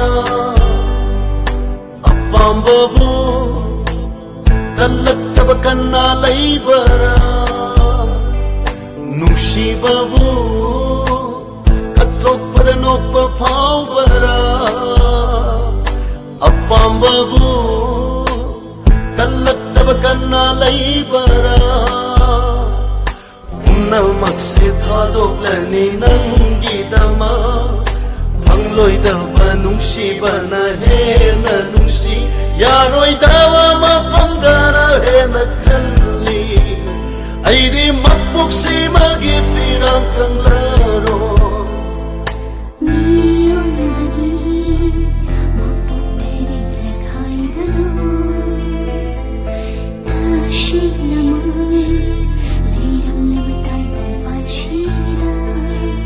ꯉꯥꯏꯖꯔꯝꯒꯦ ꯃꯊꯪ ꯃꯄꯣꯛ ꯑꯃꯗ ꯊꯝꯕꯤꯔꯝꯃꯨ ꯍꯛꯆꯥꯡꯗ ꯂꯥꯛꯐꯝ ꯑꯃ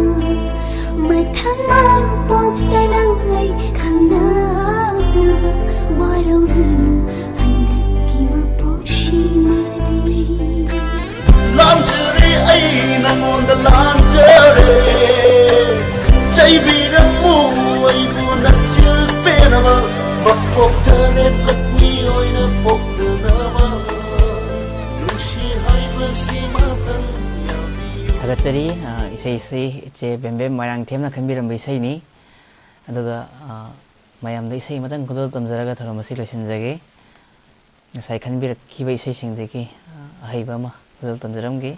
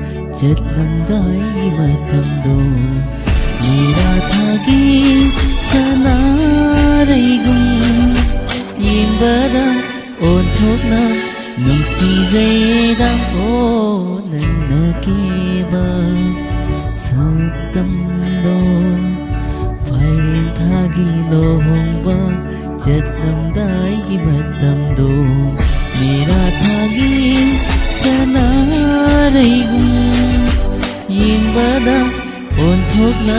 ꯅꯤꯡꯊꯤꯖꯩꯗ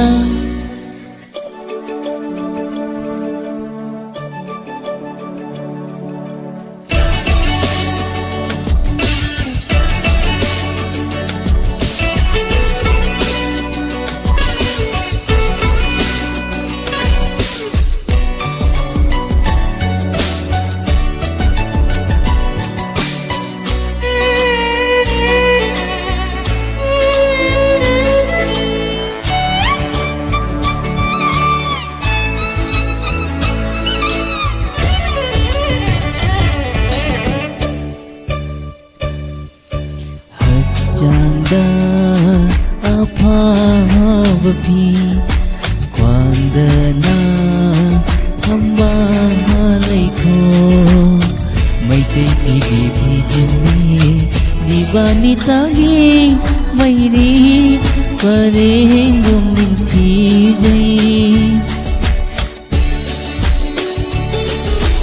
ꯍꯛꯆꯥꯡꯗ ꯑꯄꯥꯕ ꯐꯤ ꯈ꯭ꯋꯥꯡꯗꯅ ꯊꯝꯕ ꯂꯩꯈꯣ ꯃꯩꯇꯩ ꯐꯤꯒꯤ ꯐꯤꯖꯤꯟꯅꯤ ꯗꯤꯕꯥꯅꯤꯇꯥꯒꯤ ꯃꯩꯔꯤ ꯄꯔꯦꯡꯒꯨꯝ ꯅꯤꯡꯊꯤꯖꯩ ꯑꯣꯟꯊꯣꯛꯅꯁꯨ ꯄꯛꯆꯩꯗ ꯑꯣꯟꯊꯣꯛꯅꯁꯨ ꯆꯨꯅꯩꯗ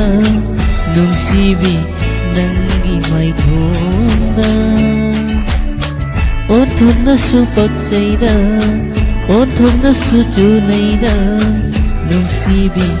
ꯅꯪꯒꯤ ꯃꯥꯏꯊꯣꯡꯗ ꯌꯦꯡꯕꯗ ꯑꯣꯟꯊꯣꯛꯅ ꯅꯤꯡꯊꯤꯖꯩꯗ ꯑꯣ ꯅꯪꯅ ꯀꯦꯅ ꯊꯣꯛꯂꯛꯄꯗꯣ ꯐꯥꯏꯔꯦꯟ ꯊꯥꯒꯤ ꯂꯨꯍꯣꯡꯕ ꯆꯠꯂꯝꯗꯥꯏꯒꯤ ꯃꯇꯝꯗꯣ ꯃꯦꯔꯥ ꯊꯥꯒꯤ ꯁꯅꯥꯔꯩꯒꯨꯝ ꯌꯦꯡꯕꯗ ꯑꯣꯟꯊꯣꯛꯅ ꯅꯤꯡꯊꯤꯖꯩꯗ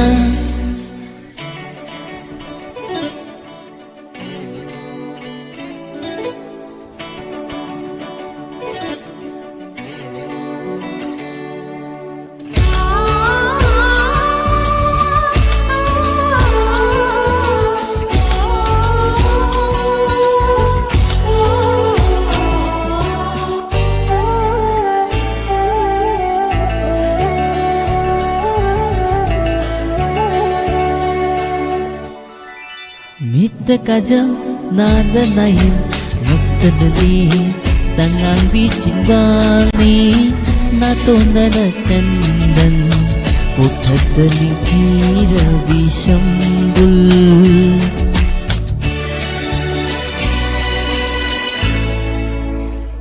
Kajam nada nahin Magtanali Tangang bichimbani Natonda na chandan Puthadaling kira visambul Sambul kita khelai na chonduna ningthijare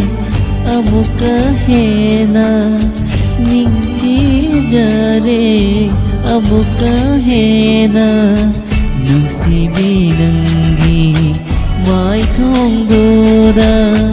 nungsibi nangi maithongdoda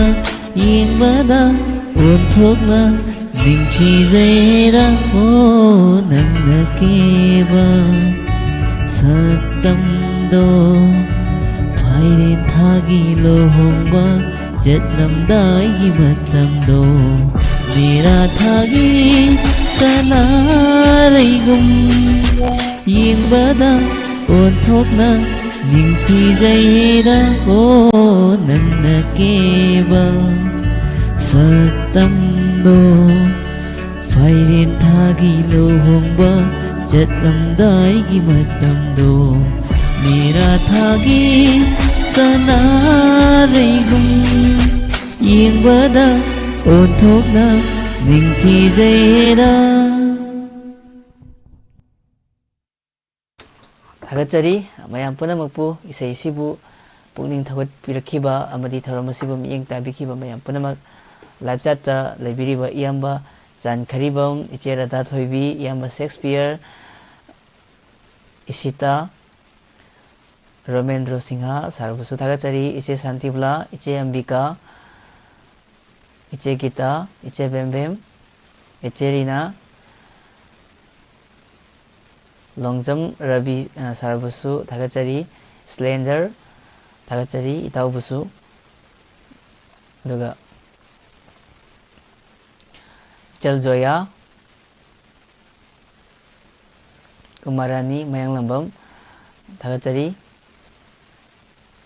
Indigenous Maitei Busu Thagachari,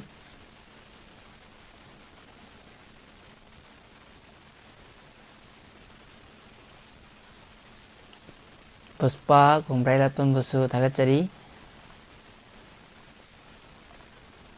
Mamai Bimhan Thagachari, Tharmasibam Yang Tabikiba, Tongan Bat TV channel Singda, MD Waris Khan Busu Thagachari, Tum Bacha Bakhangdana Haibadu Tasi Haibiri. Tum bacha bakhangdana uduna talaire nungsiba nangi saktamdo nungsiba nangi saktamdo mikup khuding laptho hanningde sananingi wari nangtaga masibu kaubara Nungsiba Abdullah Dini Laisram Thagachari Iche Santibla Mangal Guru Mayum Iyamba Chan Amukasu Kaujari Duga Thagachari Tharum Masibu Tongan Ba TV channel Sing Haibadi ISCOM GTPL MCTV Dim Yang Tabikiba Loinana Kusem Radio App Tabikiba Amadi YouTube live streaming da Saruk Yabikiba Mayam Pudamuk Pusu Amukana Thagachari Mathangi page ta inspector tay hanjin basaruk mayamung taminasi ngasigi damuktadi mayamdagi lapthok chari hayeng pumphum asimaktada mayamgi seva amung tawjage pinabirasi